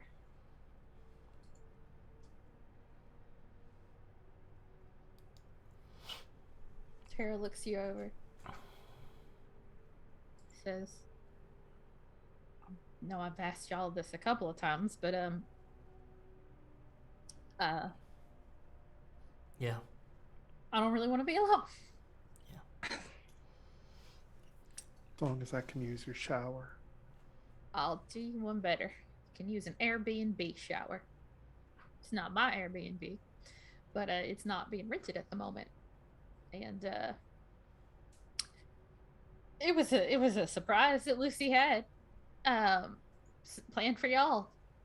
I got a friend works as a housekeeper for a lot of the Airbnbs in town. The people who own them don't fucking live there and just squat in these houses basically and rent them out. Well, it's right on the riverfront. It's right on the waterfront there. House on stilts, so it can be that close to the water. It's got a great view of the flooded parts of town, and we were just gonna get drunk as fuck and pretty high too, and just all night party. Watch the river rise in the morning with the sunrise. Watch the end of the world roll in. Yeah. There's the sound. And I don't know about y'all, but I feel like getting really fucking drunk. There's the sound of Jade just thunking against Cole's car, and like they're crying again as Tara's talking. I don't think those motherfuckers are gonna stop the levee from blowing. Yeah, probably not. But at this point, if she's down there, is it really gonna make a difference? They could send the Coast Guard in 2 days from now, or they could send them in right now, and it's gonna be the same thing either way. Yeah, but I just want them to make sure they can find her. We try. I will not let them not dive. I have to go drive up to the Navy base up the way and rip that gate off its hinges myself to get attention. I fucking will. Well, I'm unemployed now, so I'm here to help all you need. Great. Same. Storm the gates together. But first, Drunk. I want to get real fucking drunk. Yeah. Yeah. All right.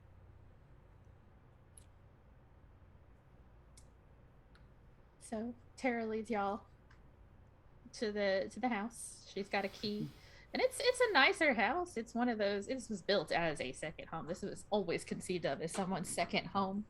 2-story house. It's got a huge deck up on the second, out on the back. Big sliding glass doors, windows. It's up on stilts kind of thing.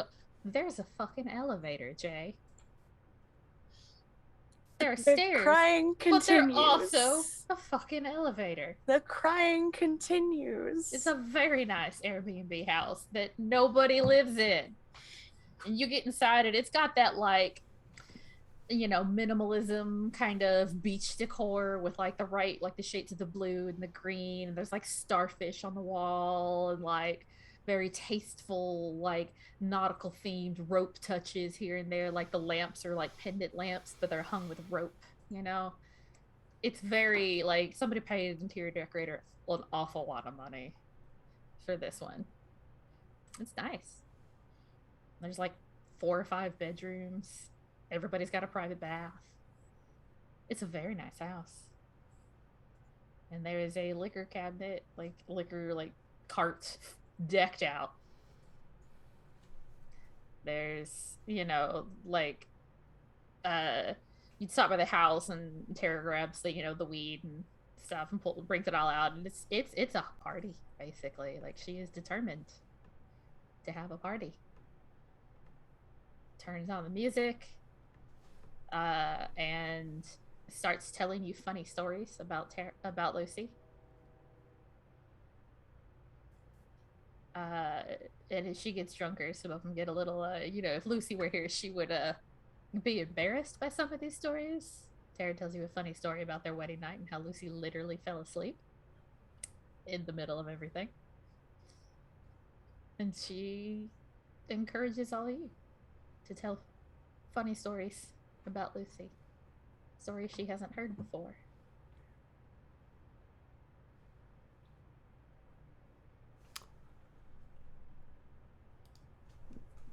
One time when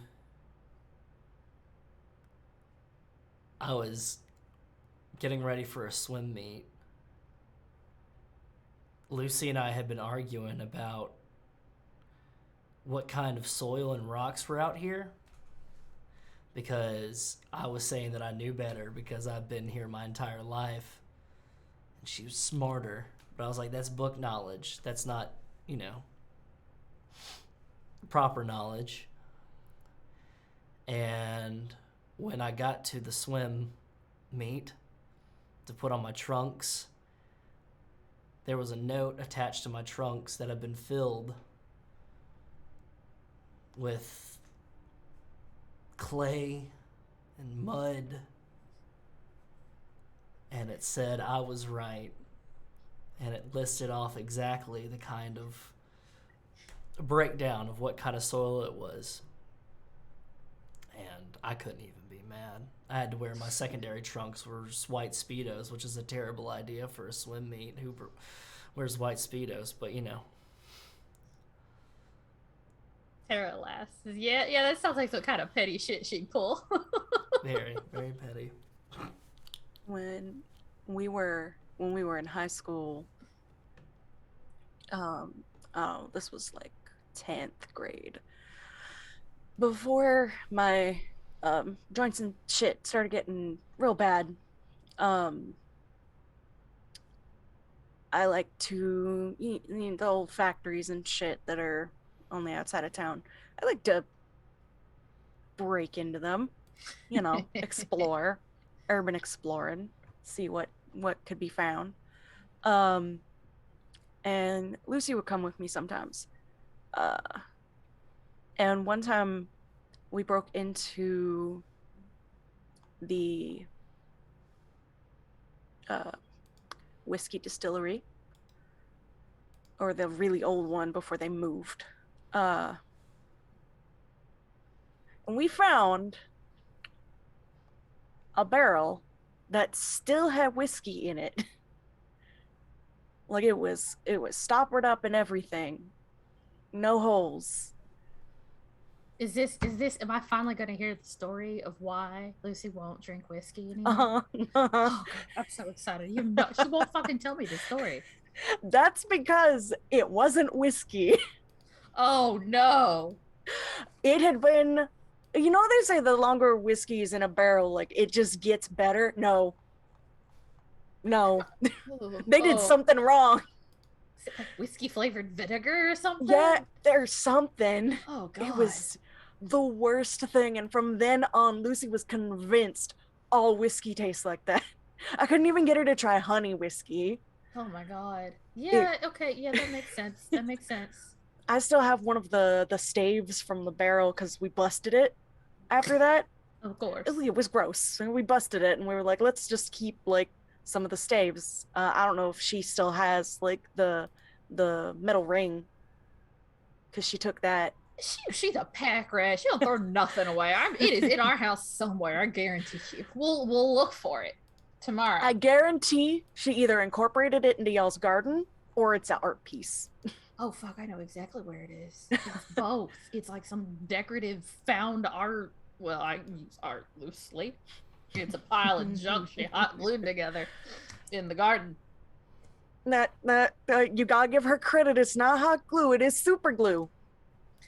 But it's like cheap dollar store super glue. Oh yeah. Mm-hmm.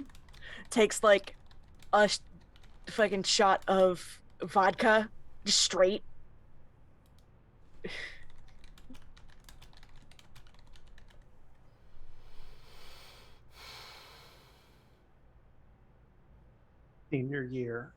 Senior trip to Six Flags. We're on the haunted house ride, and the fucking thing breaks down right in the middle of it. And we're hearing the same spooky fucking loop for 2 goddamn hours before they get to us to evacuate. Just over and over. Hear you spooky. I can't even remember what it was, but like, holy fuck. But luckily. Yeah, she told me a little bit about this story. About Lucy how brought the in her lights and vape stuff. pen. And by the time we got out of there, we were so high. We could not even fucking walk straight. Oh God. Ugh. She quotes that shit to be every fucking Halloween and acts like I'm supposed to know what it means. And she just cracks the fuck up. This private joke to herself. Ugh, God. Ugh. Now I'm gonna have that stuck in my subconscious for the rest of my life. Happy Halloween. Happy Halloween. So, when I was hanging out with Lucy in a good while, we were going from class to class, and I was helping her with a little bit of her research for her stuff for that final paper she was doing for, was it Miss Simmons' class? I forget.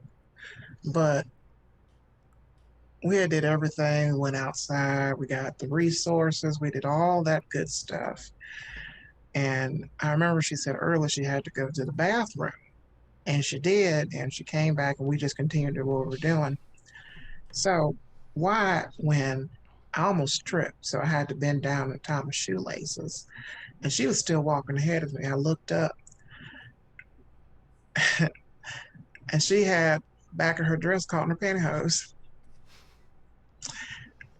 And I thought it was the funniest shit ever because I only ever hear that in old Danielle Steele novels and, you know, Harlequin romance shit. It doesn't really happen in real life, but it happened to her because why the fuck not?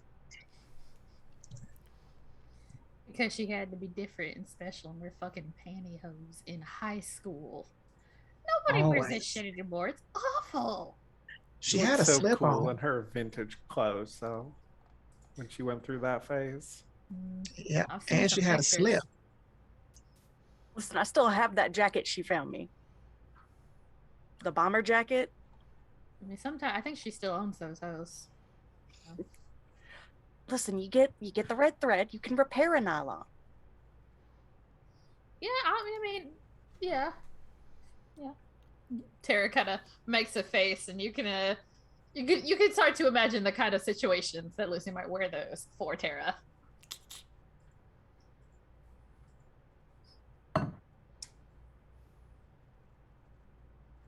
I remember being so nervous about asking out Chloe back in high school. And I wanted it to be like the most perfect thing ever. So, of course, Lucy, with her giant heart, took me to like this field of like wildflowers, and we picked flowers together.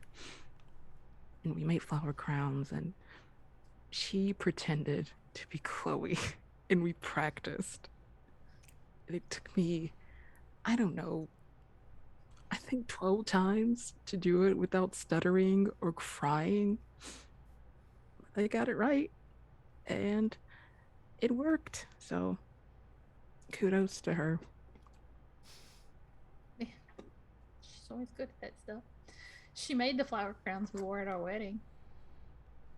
I can't believe I wore a flower crown, but she asked me to, and how could I tell her no? And Tara pulls up on her phone. It's still her phone background. It's a picture of the two of them from their wedding. Just one of those adorable, very romantic ones where the couple's just like staring into each other's eyes, and they're wearing matching flower crowns. She could make anybody look good in a flower crown. Yeah, she could. And Tara turns around and just stares at the photo on her phone for a while. And it starts to quiet down as it goes later and later. Eventually, it's so late it's early. And Tara turns on the smart TV, and there's a live news feed. Town up the river. There's a countdown. And there's a picture of, the camera is like zoomed in on some levees. And it starts to zoom out. And there's still some water, there's some music going from somewhere. You're out on the deck. You can hear it coming. Maybe it's coming from the neighbors, or maybe the music in the house is still going. And you just catch lyrics coming in and out here and there as the countdown keeps going. You hear the lyrics, and they say, "I've seen what man can do when evil lives inside of you. Many are weak, and the strong are few. Now nothing but the water is going to bring my soul to bear." And the countdown keeps going. And then the camera zooms out, and there's an explosion as the levees burst. And Tara bursts into tears at the same time and starts sobbing. And you look out over at the water, and you can see the building that you were at just a few hours ago. You can see the gold statue.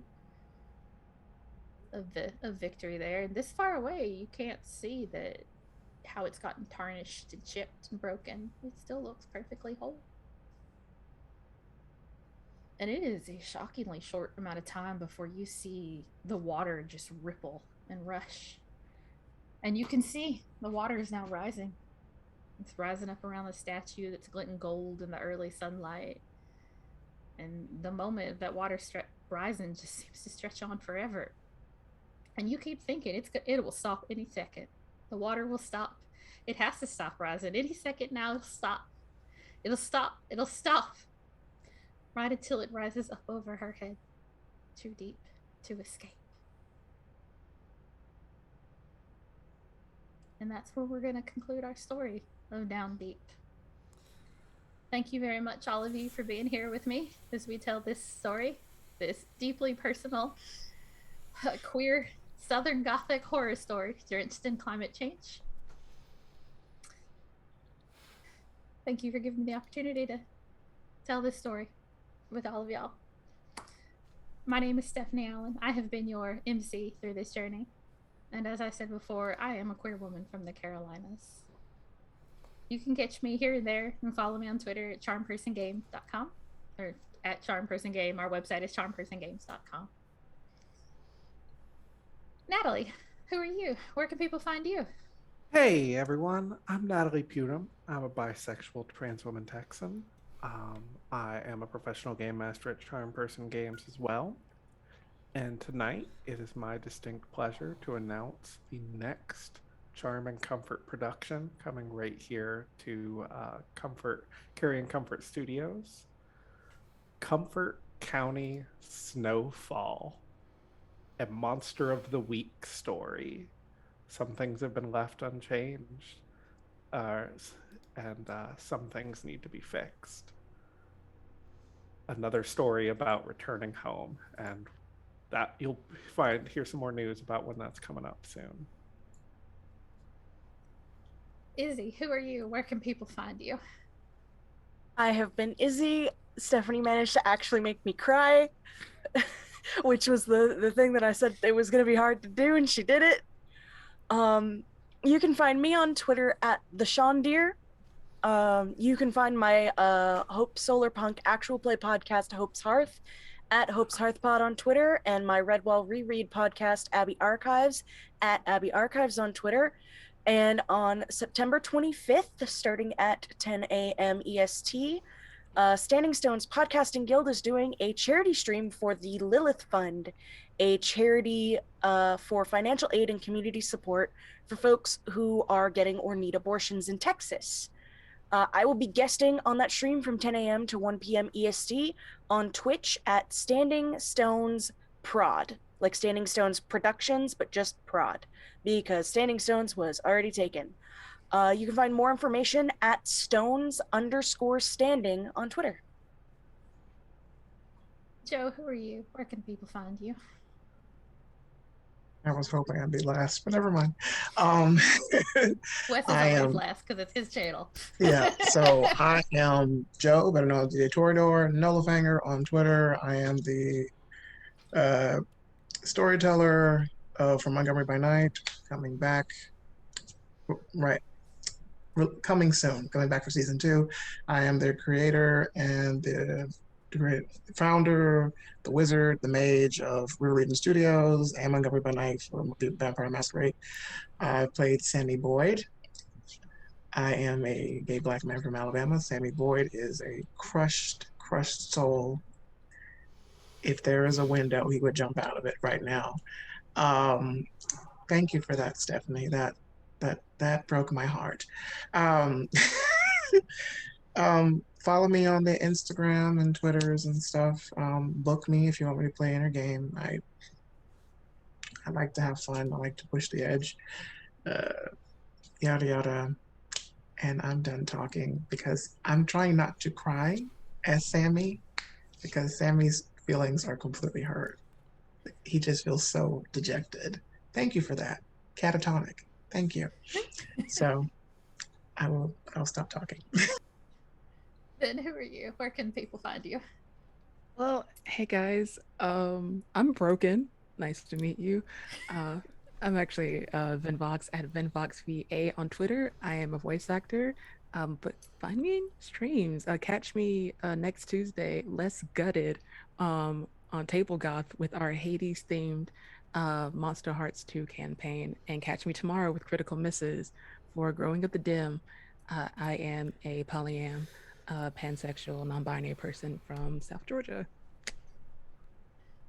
And last but never least in our hearts, Wes, who are you? Where can people find you? Hi there, I'm Wes Franks. I'm the founder and creative director of Carrion Studios. This very stream that you're watching right now. Just going to run through it real quick here. You can find me tomorrow night on this very stream at 7:30 p.m. Eastern with Abnormalcy, our superhero campaign. We are getting towards the end game, the last few episodes, so go ahead and catch up on that on YouTube. And you can catch up on the other episodes of this stream and all of our other streams at our YouTube, so go ahead and check that out. I'm dropping a link right now. And then you can also help support the stream on Patreon. We have links below. We have links all over the place. That's where we get a lot of our direct monetary support, because while we do enjoy subs and bits that are given here, Amazon makes sure to take half of everything. So if you want to help support more content like this and want to ensure that there's more queer content and the like that is on this channel, then go ahead and support us on Patreon.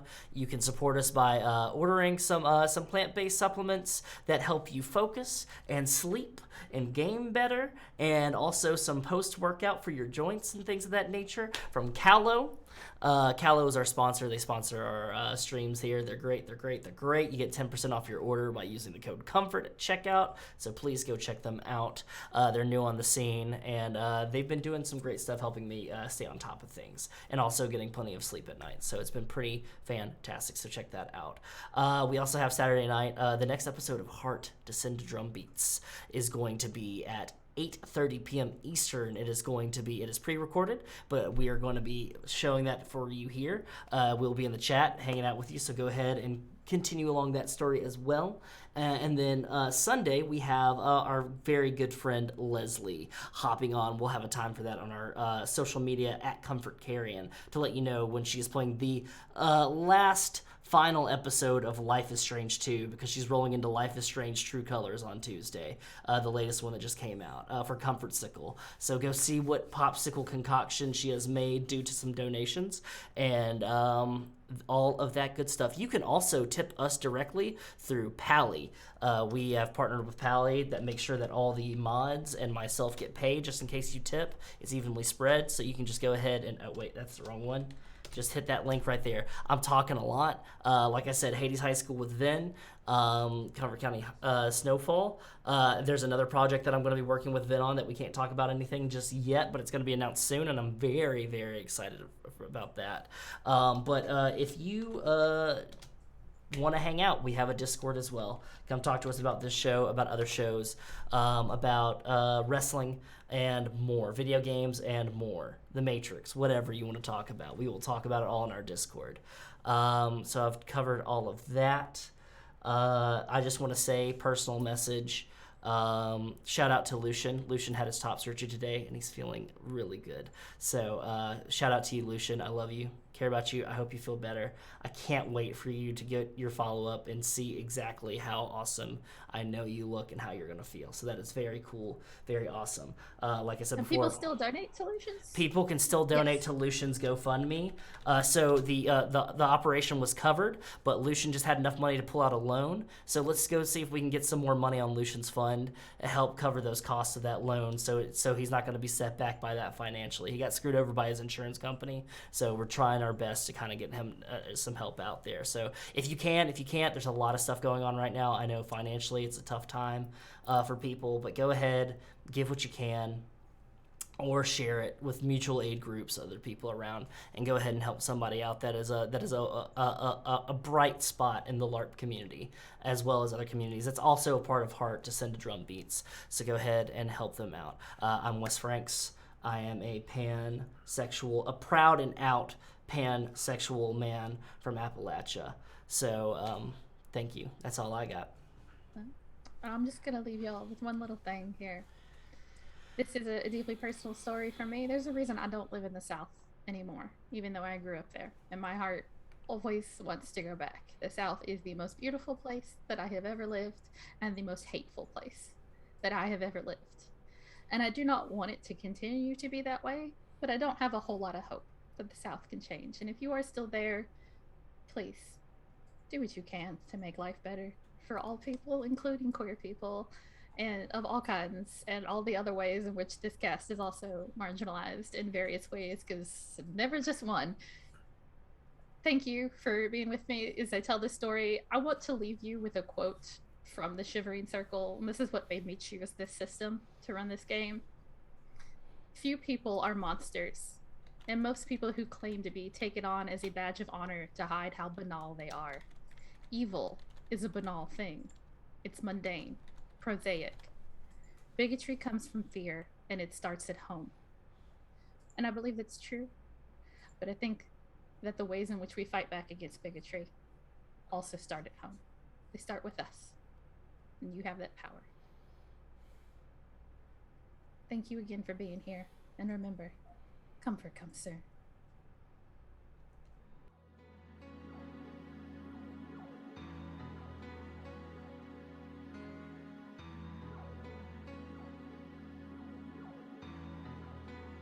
It's musicality on the track.